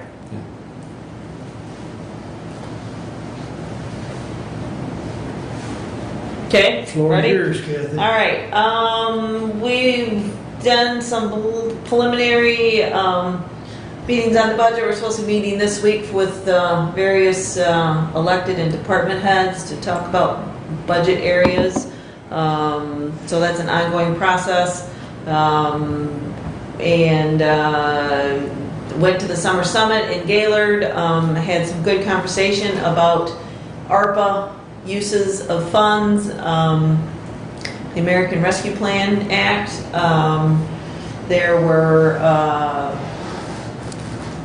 good conversations from other counties on what they're doing and how they're doing things. One of, I think there's 3 or 4 companies that the MAC has essentially contracts with that we can use for a fee to guide us through this process. One of those groups, Guidepost, I think was their name, was there, spoke quite knowledgeably, had a lot of questions thrown at him about whether things would qualify to be paid for with ARPA funds. So I think it was just good information. And I know the budget committee is following up with one of them at the very least to talk about their contract, kind of have their pricing, and we just have some questions for them. Not necessarily that we're going to go with one or not, because of course that would come back to this board, but we're going to explore the options and see if that's something we want to do. I've signed up for the annual MAC conference at the end of September, and I've already talked about the courthouse, so I think that's pretty much what I have. Questions for Kathy? Any just wags on what our capital improvement requests are for next year? Again, we're going through the process. Okay.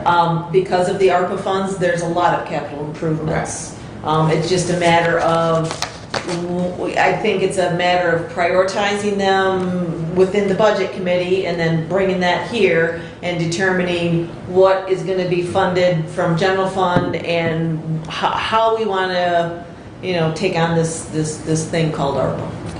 So. Yeah, I know that was part of the conversation Kathy and I had the other night, was that list needs to come Yes. before this board and look at the priorities and decide. And my comment to her was, is if there's 10 items on that priority list and this body decides that we can only fund 8 of them, then that's what we do, but we've got X amount of money and probably X times 10 requests, so, but look forward to that. But there again, I don't think there's a sense of urgency, or at least I don't feel there is, because we need to learn from others' mistakes. Well, and I will say from going, to the summit, again, they're saying, don't be in a hurry to spend your money. Right. Because we have until December 31st of 2024, and or December 31st of 2026, depending on if you've got contracts, in line.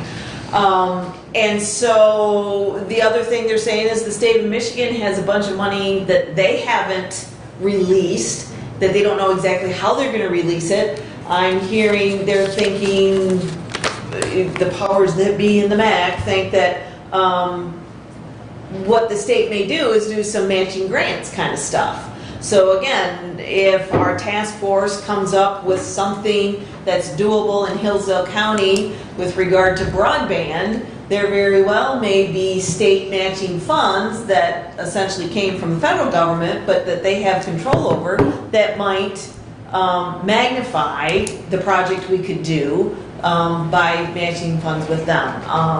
And of course, you got the infrastructure coming out, and just where that money's going to be going and how that's going to be tied up. So, and so to me, it circles back to the courthouse, that we have this courthouse to finish, and there's not a clear path because we're not quite sure exactly how much funding and how do we want to spend the funding. So there's just so many balls up in the air that it's kind of hard to say, okay, this is the path.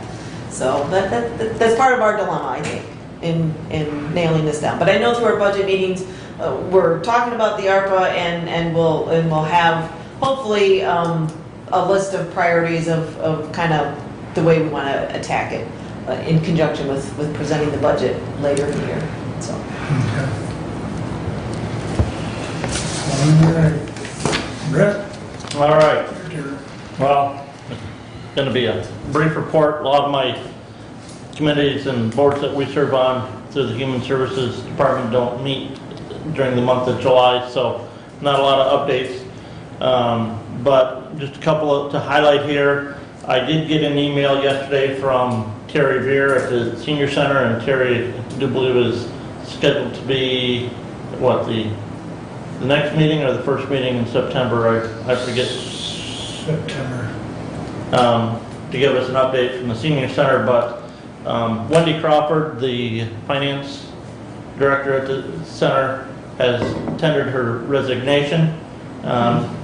She initially had talked about retiring in June of 2022, but she has since moved that up, and her last day at the center will be September 3rd of this year.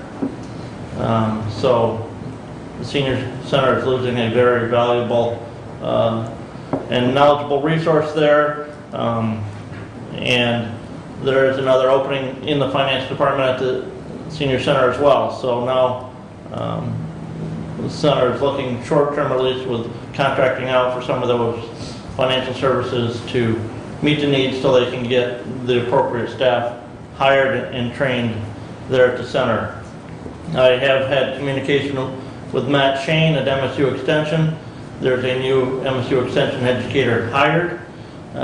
His start date is August 23rd.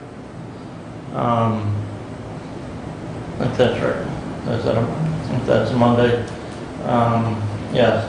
Matt would like to introduce him to us on the 24th of August, but Matt has a conflicting appointment with another county budget committee looking at their memorandum of understanding for MSU Extension there next year. So some details to work out on that if we can get something worked out for I'm good. Matt to... I was in the wrong one, sorry. For Matt to introduce that new extension educator to us. Continually reviewing the solid waste plan, the 180 plus pages that it is. It's good go to sleep material if you have trouble sleeping. Jefferson Township continues to stress that they think that plan needs to be updated, and I think they are right on that. It's not something I think we can bury our heads in the sand on and just carry on. So we will be looking at what will need to be done to update that. It is a big,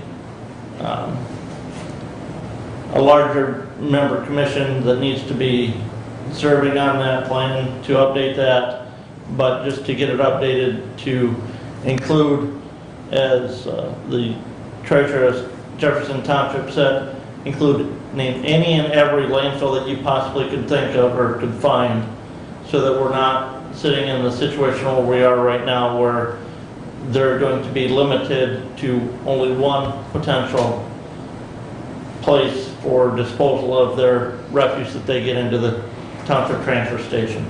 So, and our county solid waste plan is so old it doesn't even talk about the Jefferson Township transfer station as a receiving site here within the county. So, so something that we will have to work on and get updated in the near future. Now, regarding the issue in Pittsford Township, and I've got some questions that I don't have answers to yet.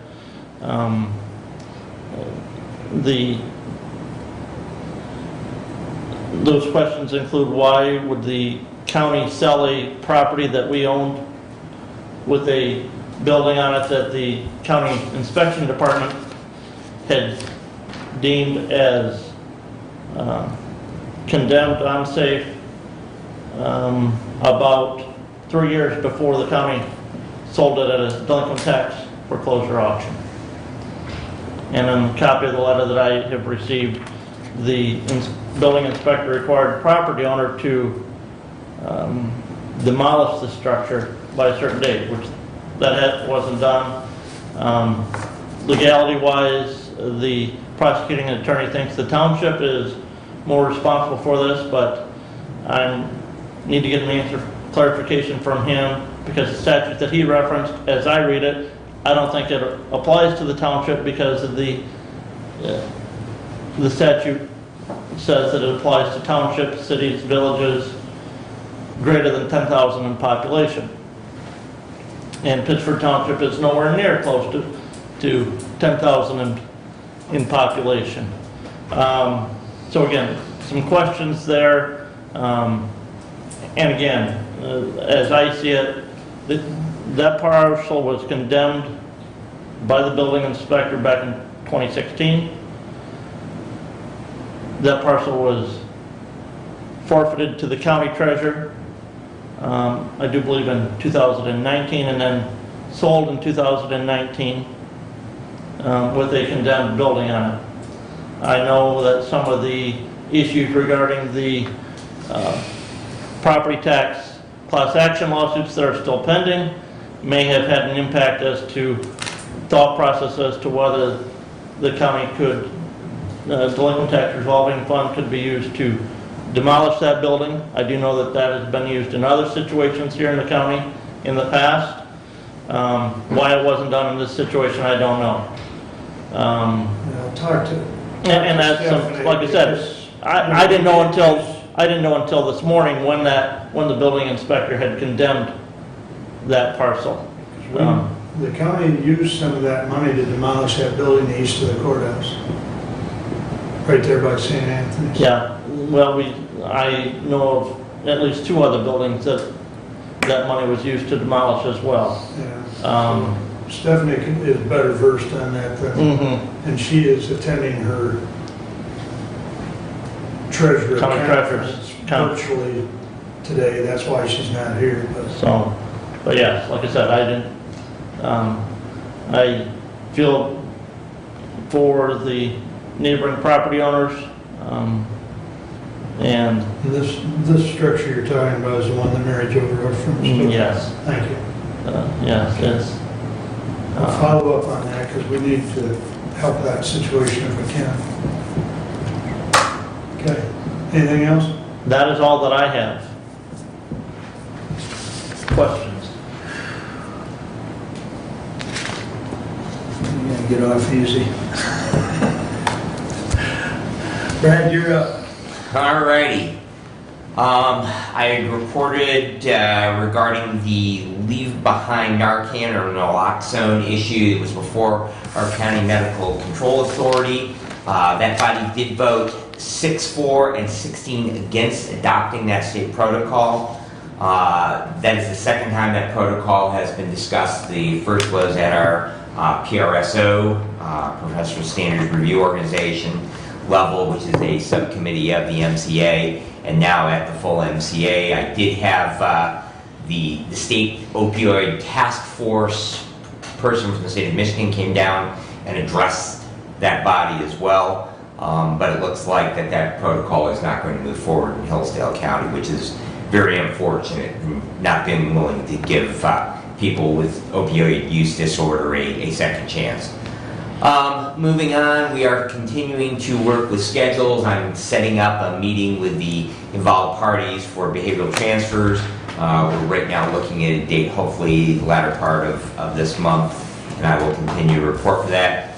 I have a virtual meeting tomorrow morning with the company that is doing our 800 megahertz radio project. Doug sent me an email on that over the weekend, and I will be participating. That's at 10 a.m. and I will be participating in that. Basically, it's the organizational to kick that off, and hopefully I'll be able to come away with a time frame to be able to report at our meeting later this month. We did have a meeting for the County Security Committee. We continue to talk about AEDs for the Courthouse Annex and the County Office Building, which we have none of those in either of those 2 buildings. Also, hemorrhage control bags for match casualty incidents in those same buildings, also in the historic courthouse. We did reiterate the concept of safety captains. We identified them throughout our various buildings in the county. Some of those people have been in place for a while. Some of the department heads were going to report back since they did not have people, but we are continuing to move forward. Those people will basically have the first aid boxes. They also will be responsible if we have a tornado drill or a fire drill or an actual event to see that the people in their area are out of the building. Same thing with an active shooter event. If we are securing, they will be the person responsible to see the doors are closed and secured. So they have an integral component of that. Also, we are looking at first aid training as well as CPR training and naloxone training, because those people who are in public spaces, having naloxone available is becoming a component of those first aid kits. And actually, going back to the opioid settlement dollars, that is one of the places we can utilize some of those dollars is to pay for that training for our personnel, whether it be all of our employees or just those safety captains throughout the building. We are also looking at City Fire is going to conduct fire extinguisher training for all of our employees, and basically they'll take them out in the lot with a wastebasket and have them use a fire extinguisher to be able to put out a small article fire. Wastebaskets seem to be a common place that we have fires. They make a really good training tool. We're also going to have a tornado drill in conjunction with our weather sirens. Doug agreed that he would be willing to do that. Like I say, City Fire will be doing fire drills, and that will not just be in these, but all of our building care drive complex as well. So all the buildings that are under control of the county, so that we'll see that those get done. We will meet again in 90 days on that. So we're going to need to meet. And Commissioner Ingalls, I don't know if you have anything to add to that, but we are making good progress. We haven't met in a long time. COVID was probably a big contributor to that, but it is nice that we have that committee up and going again, and we seem to be making some effective progress. I have received all of the second quarter reports from the ambulance agencies with the exception of Wright Waldron. I will reach out to Dennis McNett. I know that on the first quarter I had to reach out to a couple of the agencies, so have not gotten Dennis's. So the bad news for them is they don't get a check until we get a report. So all the other checks have been cut. I did talk to, had email back and forth with the River Race and Watershed Council director. His schedule, because he has a full-time job like many of us do outside of his responsibilities there. He did indicate that he would be available for our first meeting in September. We have pretty much a full agenda already, and so I asked him if he might possibly be able to do our second one, and I'm waiting to hear back from him, but I will continue to follow up and we will get him on the agenda. I have a couple other issues that are kind of emerging at this point. One of them actually came up at Adams Township last night, and I actually emailed Nick Wheeler about it because they are losing their assessor. He's actually a township official who does a number of units, and I found out talking with Nick that the issue is actually kind of bigger. It will affect 4 units of government, 3 of them in my district and 1 in Commissioner Wiley's district. Their assessor is basically retired, and so there is a finite number of assessors within the state of Michigan, and they are not cheap. And for poor townships such as my own and Ransom, which is one on this list, Adams is a little financially better off, and so is Amboy. And Camden is another one of those small. They're financially healthy, but they don't have really big budgets. So if they had a big increase in their cost, but basically my question to Nick was, if Adams was unable to locate somebody in a timely manner, could our equalization department, as they have in the past, at least for a limited amount of time, take on those responsibilities? And he said, I could probably absorb 1, but I can't absorb 4. And since that person assesses 4, so just so that all of you commissioners are aware that that is a potential issue. Hopefully that will resolve itself just by the marketplace. But Nick is aware of it, and so we'll be moving forward with that. Also, in that same reply back to me, and Commissioner Ingalls and I are aware of this, Hillsdale Township, because of deficiencies that they are being looked at taking over their assessment role by the State Tax Commission by their assessor. They've had a continued, every year in their AMAR review, that they've had deficiencies that have not been corrected. And so Nick believes at this point that at least for a period of time, the State Tax Commission may be taking over the assessing role in Hillsdale Township. So we may hear some more about that tonight, Commissioner Ingalls.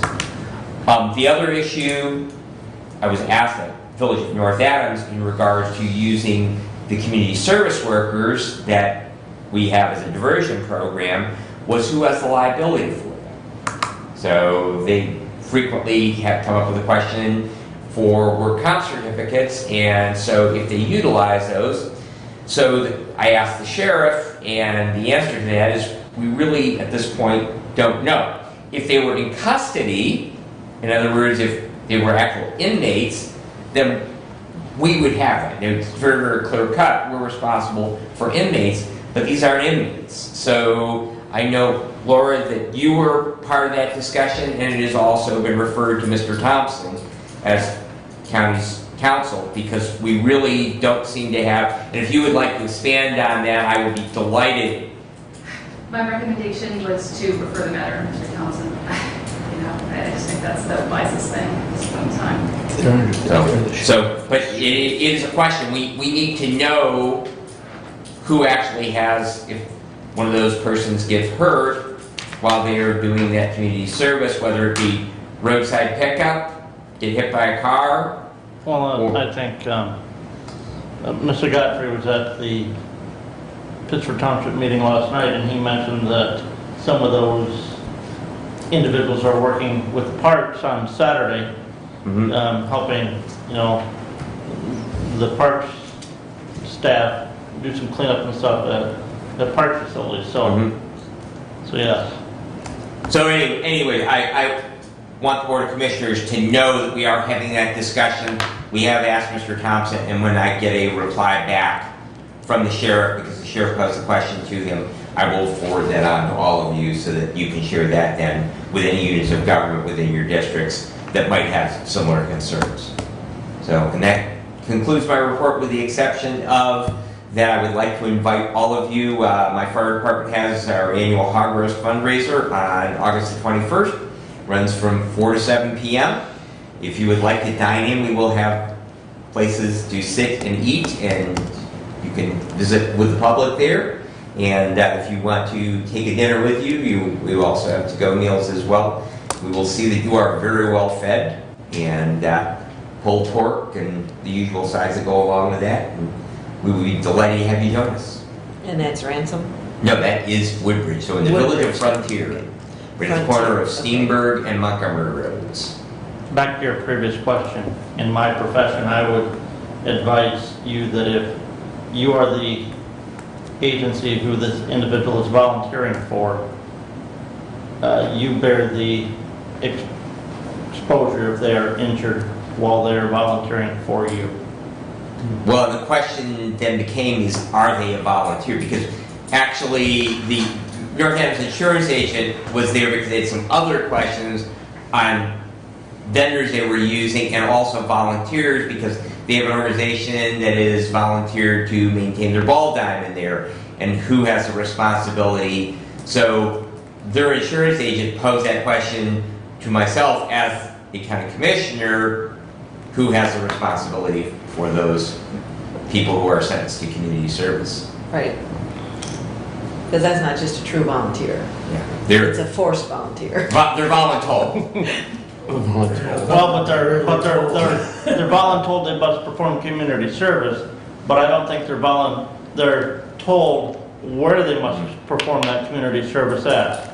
And so they then, my guess, Laura, would be they make those arrangements themselves as to, I'm sure with the court's approval, that they're going to volunteer at this. It would depend on the order. Yeah.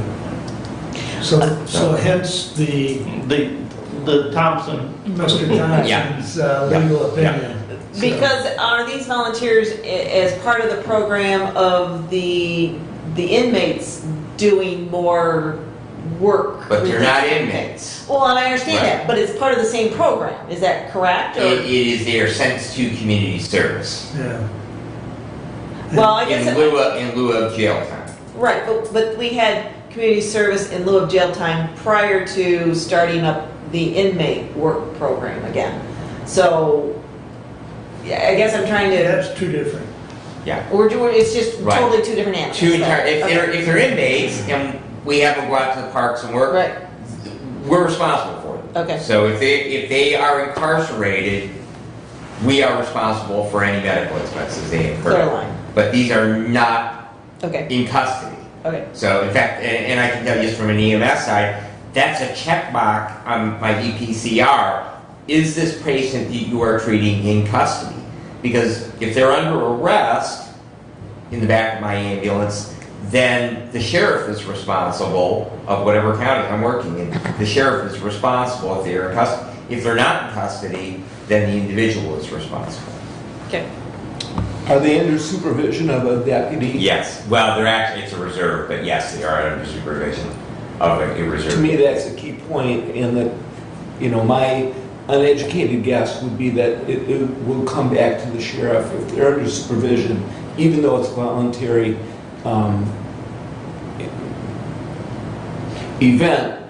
Well, if it's community service, they're not under But supervision. Other than the ones at the parks, I do believe those individuals are there, and there is somebody from the sheriff's department there with them, supervising them as well. So it'd be interesting to hear the, It will be, because the ones at the parks aren't inmates. If it's Saturday, I believe that is the community service. Right. Yeah. But yet there's a sheriff's deputy under Because supervision. I think they show up at the jail and they take Right. attendance and then because that's part of the program is they Showing take up at them the jail. and they have to take them for 8 hours. Okay, all right. right. Well, that should be interesting, because again, I think if you're, Because, not that I know anything, but if you're under the supervision of the sheriff, Right. I think that comes back, you know. But I think we need to answer that question. We do, I agree, Yeah. yeah, absolutely. Okay, All right, any other questions? Thank you all. chase that one right down the road. Yeah. Okay. Well, I don't know if I can follow that one up. Department head meeting last, week before. Go Thursday. Or last Thursday? Yeah, last. I lose track of time. No, it was a week ago Thursday. Week ago Thursday.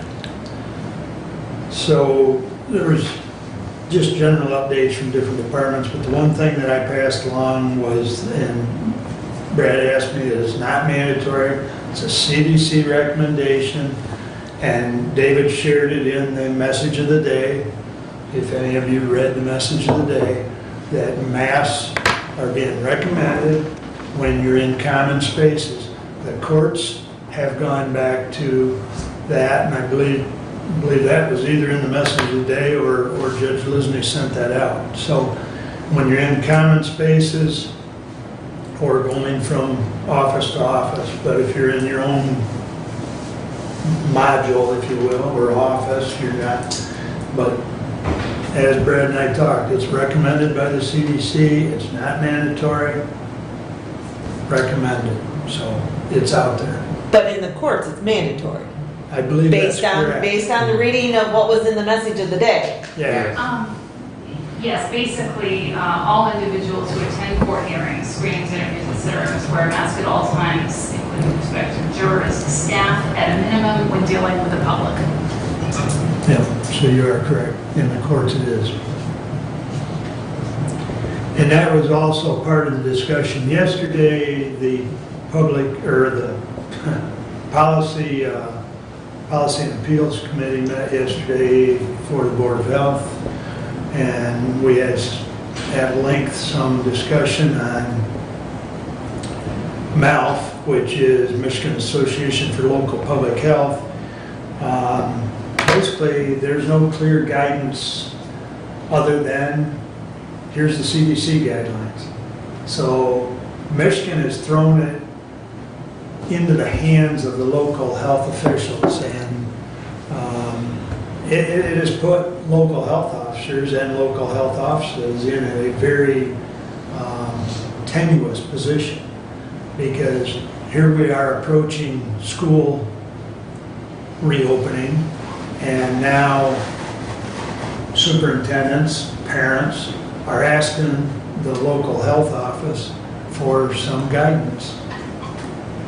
And so probably the guidance is going to vary from health district to health district, because the state has not taken a position. And so now local health officers are in a position. So Dr. Vogel and Becky Burns put together a 2-page letter, and it was sent out to all superintendents. And it basically references, it gives some information about the Delta variant, it gives information about mitigation strategies, and then it lists some recommendations on, based on CDC guidelines. And one of the CDC guidelines has been and continues to be that on any sort of public transportation, such as buses, that masks be worn. And so that's also included in that letter to superintendent. So, I don't know. We'll see where it all goes, but Becky was not happy with MALF or with the state, just leaving the local health districts kind of out there to hang on their own tree limb, so. And let's see. My follow-up question to that whole comment, and it's probably more from a school district standpoint, Yep. and I brought this up to, in our board meeting, is last year, there was clear guidelines on the protocol Yep. of how to handle it. So if somebody was sick with COVID or was around people with COVID, there was a clear path on how you handled it, so that you, and that in handling it, if you followed these things, you didn't have to quarantine and shut down school. So with this fall coming and masks being recommended but not required, what's the protocol gonna be for shutting down the schools? Or quarantining classrooms? Do we know that? Is that in the letter? Because I haven't seen the letter. Well, in this letter, we did talk yesterday about some facsimile of this letter being released in a press release. Okay. So that parents and everyone knows what has been sent to the school. Excuse me. She did indicate that if there was an outbreak in a school, that she would take appropriate actions as far as asking them, just like last year, having the school shut down for 2 weeks and go to virtual for that 2-week period. So nothing has changed from her perspective as far as how they handled it last year when they went back to in-person. If they had, an outbreak, that they were going to require the school to go back to virtual for 2 weeks and do a deep clean. So, in this letter it says, stay home when sick and get tested. Encourage families to keep their students home when they are sick and take them for testing.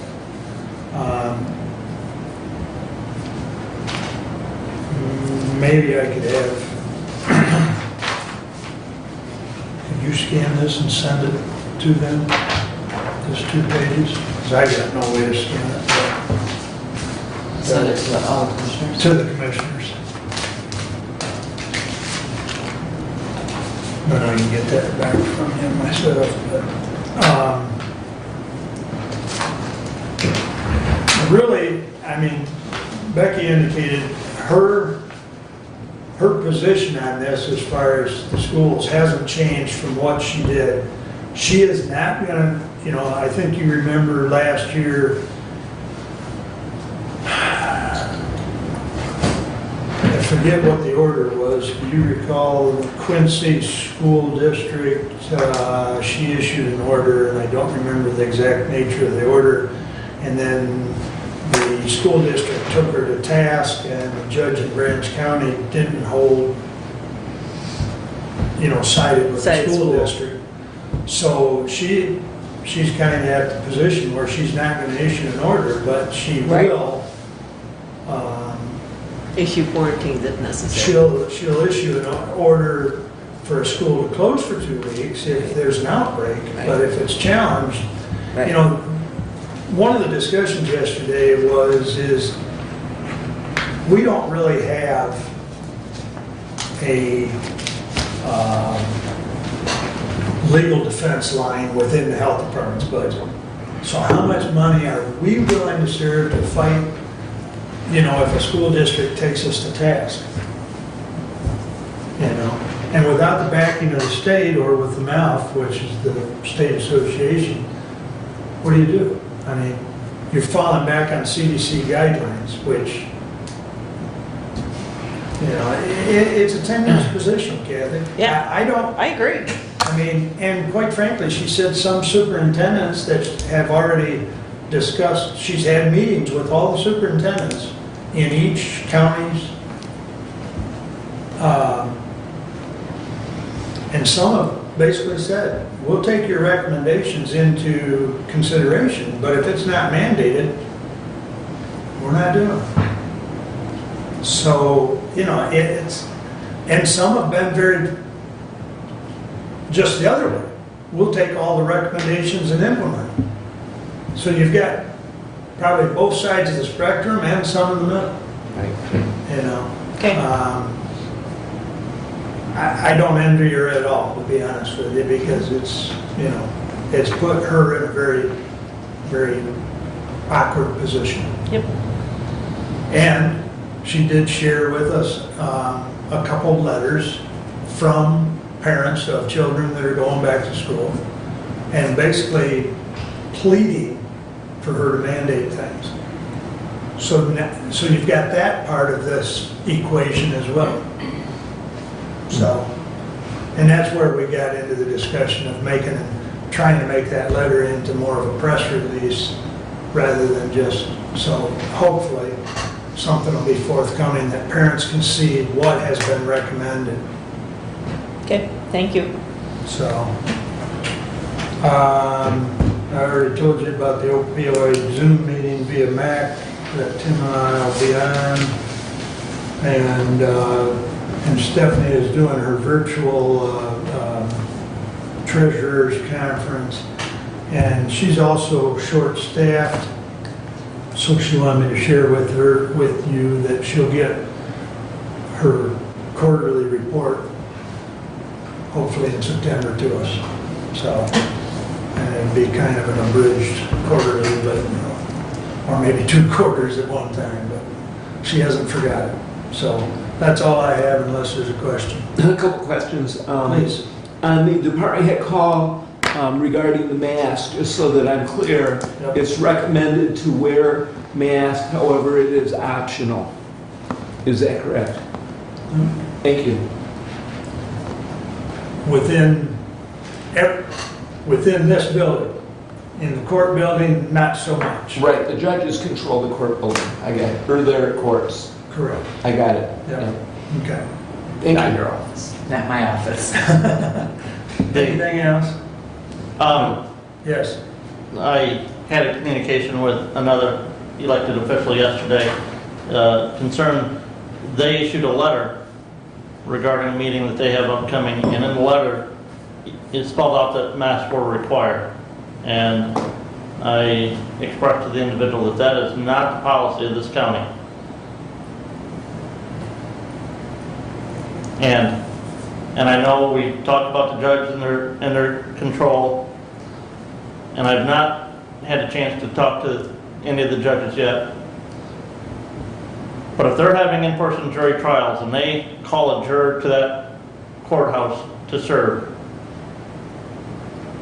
and if they refuse to put a mask on, what's going to happen? Are they going to hold that individual in contempt of court? You're going to have to take that one up. And again, yeah, because I would have a serious issue with that as a commissioner of this board. If a judge would do that to a resident of this county, because as far as I'm concerned, they're an elected individual, they have no right to tell me to put a mask on.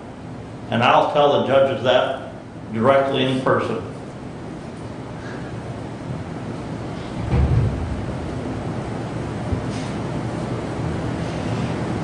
I know how you feel about it, Brent, but, you know, And again, the mask ain't going to kill you.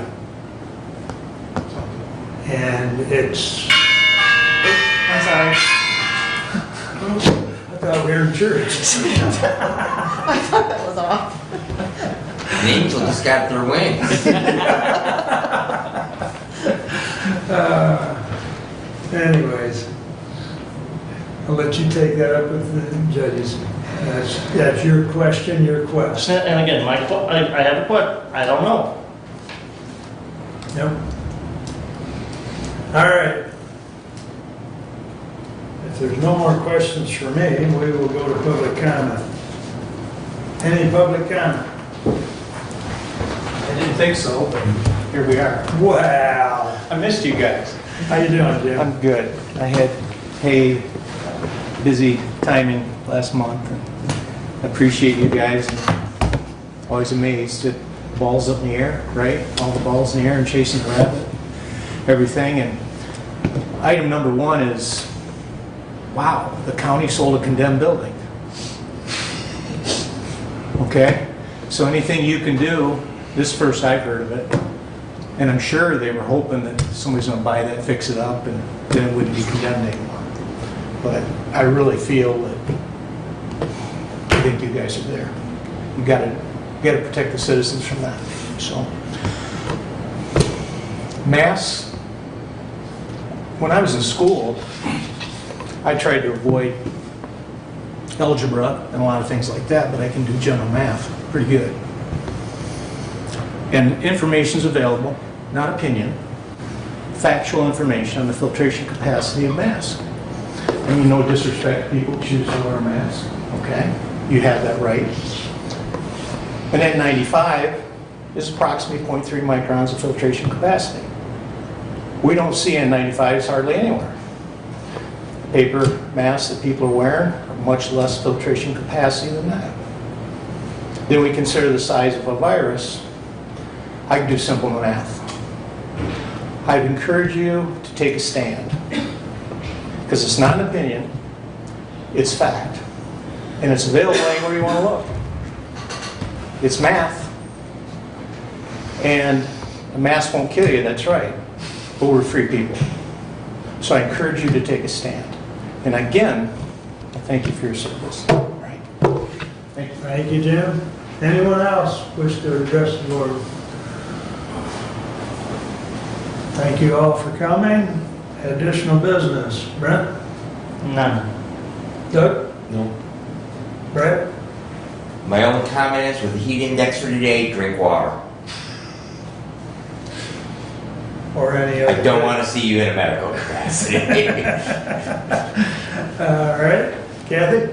I do have two things. The PA 116, we had two of them come through. I'm assuming at the commissioner level, they're just a formality. It's not something that we actually have to make any decisions on. That's why they're in consent agenda. Well, that's kind of what I figured, but I just wanted to verify that. And then the other thing I would mention is that, here we go.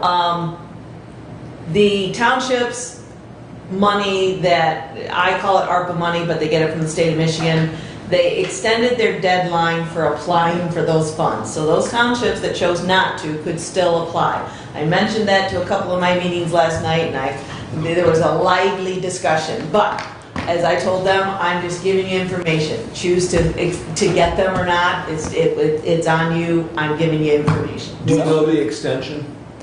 I do not know, because I read it in an email. I didn't actually go to the email to find out where it was extended through. I'm assuming a month, but again, I don't know that. Yeah, I think it's jello to the wall. There was lively discussion at Adams last night about that, and I don't think that there is a hard date.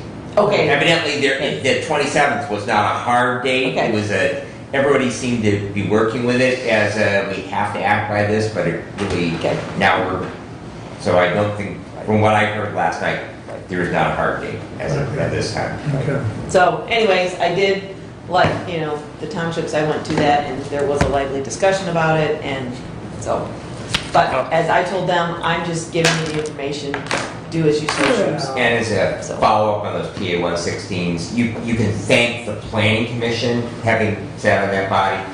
They're the ones that do the heavy, I mean, it's not a lot of work, but they still have to be assembled, and they have to check off to make sure, and they run down whoever, if there's any components missing. So once we get those, they are action ready. Okay. If we did not, and that's one of the things that, if we did not have a planning commission, then we would have work to do, probably more at the committee level, and then we'd still be formalizing it, but yeah. Okay. Well, then it goes to the clerk, and then it's the state that does the final approval. Right.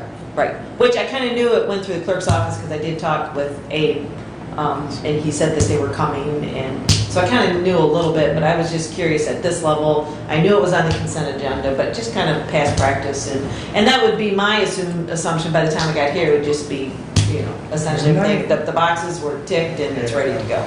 90% of that is really on the shoulders of the parties that are applying for it, because if they fill it out correctly, right down, like Brad says, checking the boxes, then it's pretty straightforward after that, but it's when something is left blank or unfilled, is when somebody from the planning commission's got to track down the individual and, you know, get an answer to why that wasn't filled in. And then ultimately, it's the state approval that Right. puts the stamp on Yeah, it. it goes before a committee or up there to MDARD, Right, so. right. Okay, And So then that- those can be extended right, or whatever. right. So that's all I have, just those two things.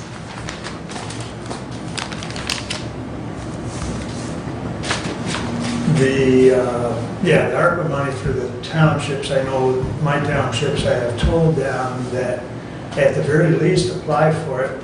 And the worst case scenario, they just turn it back. I mean, it's, you know, don't let it get out of the state. Because in all likelihood, if it doesn't get applied for, it's not gonna stay here. Well, it'll go somewhere in the state, it just won't go in our county. Right, right. And I think that's the important Yeah, I part. guess that's It's what gonna I- be, it's gonna be expended somewhere. I guess that's what I meant, not state, but county, yeah, Yeah. thank you. But, so with that, I don't have anything further. We'll stand adjourned so Doug can get to his Kiwanis. Thank you so much. Thank you, one and all.